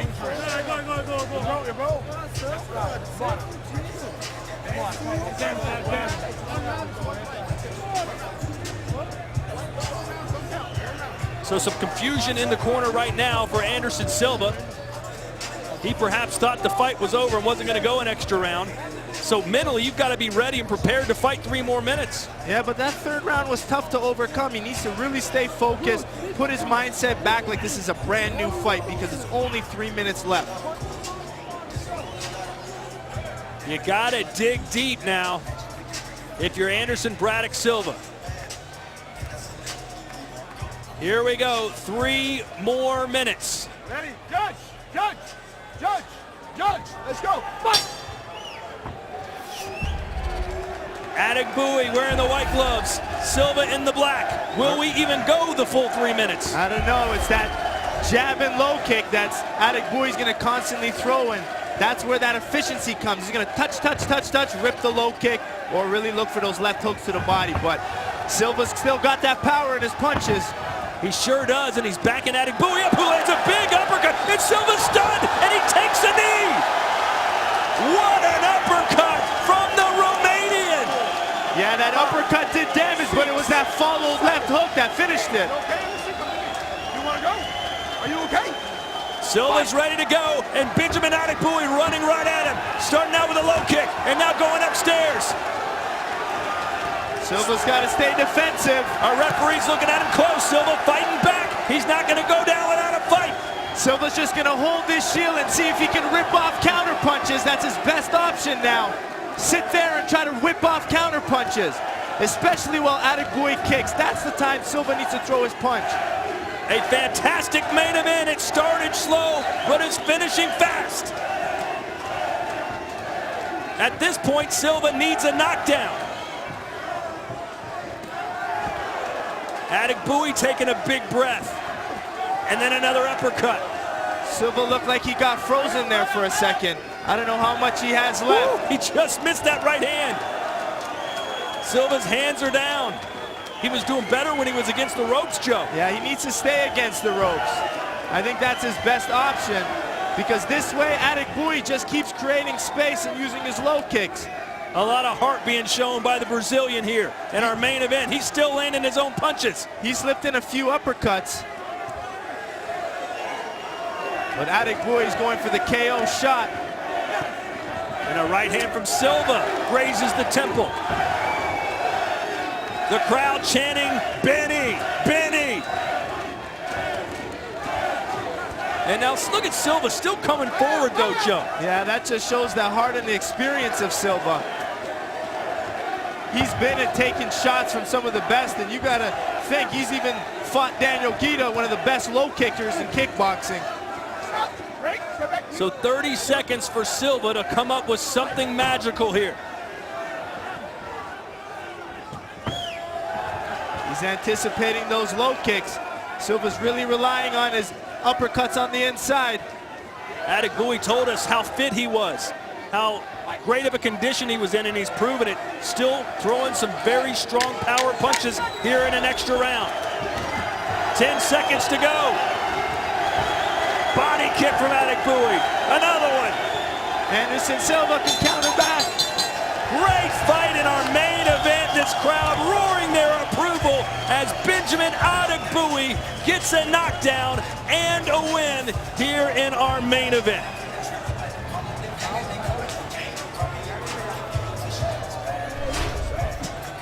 Taking a look at these highlights, this is the big damage. It was attacking that back leg. Anderson Silva held up by the rope, so referee Chris Wagner called it a knockdown. But good job at Adegbuyi constantly putting pressure on Silva. Silva having to take a knee, which that was the end of the fight there, where Adegbuyi was able to remain the #1 contender in the heavyweight division. Benjamin Adegbuyi. It took him a while to get going, Joe, but once he got going, there was no stopping him.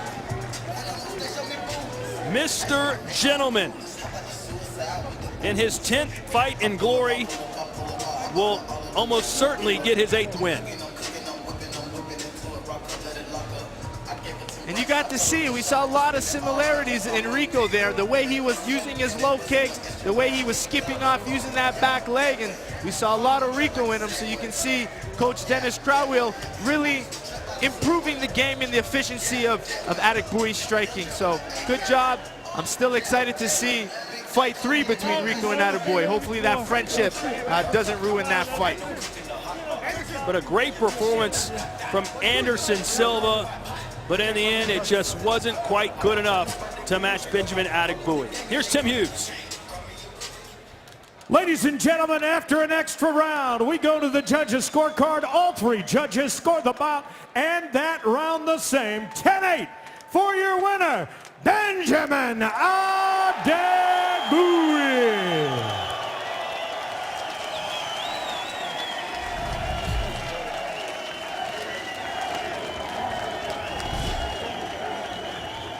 Congratulations, Benjamin Adekbui. How does it feel to have the Romanian culture supporting you here in Chicago? I'm just speaking Romanian. Hai România! Mulțumesc că ați venit să ne susțineți pe mine și pe Cătălin. E o mândrie să vă avem aici lângă voi și ne bucurăm de fiecare dată când sunteți alături de noi. Hai România! Congratulations one more time for your winner.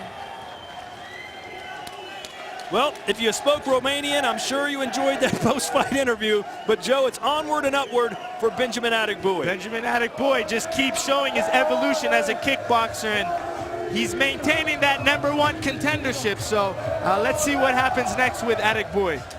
What a card you got to witness here tonight on UFC Fight Pass. I know you enjoyed it. Glory Super Fight Series. A couple of fantastic heavyweight bouts to cap off the night, as Benjamin Adekbui soaking in the adulation of this very pro Romanian crowd. For Whitney Miller and Joseph Bazooka Valtellini, I'm Todd Grisham. Thanks for watching the Glory Super Fight Series.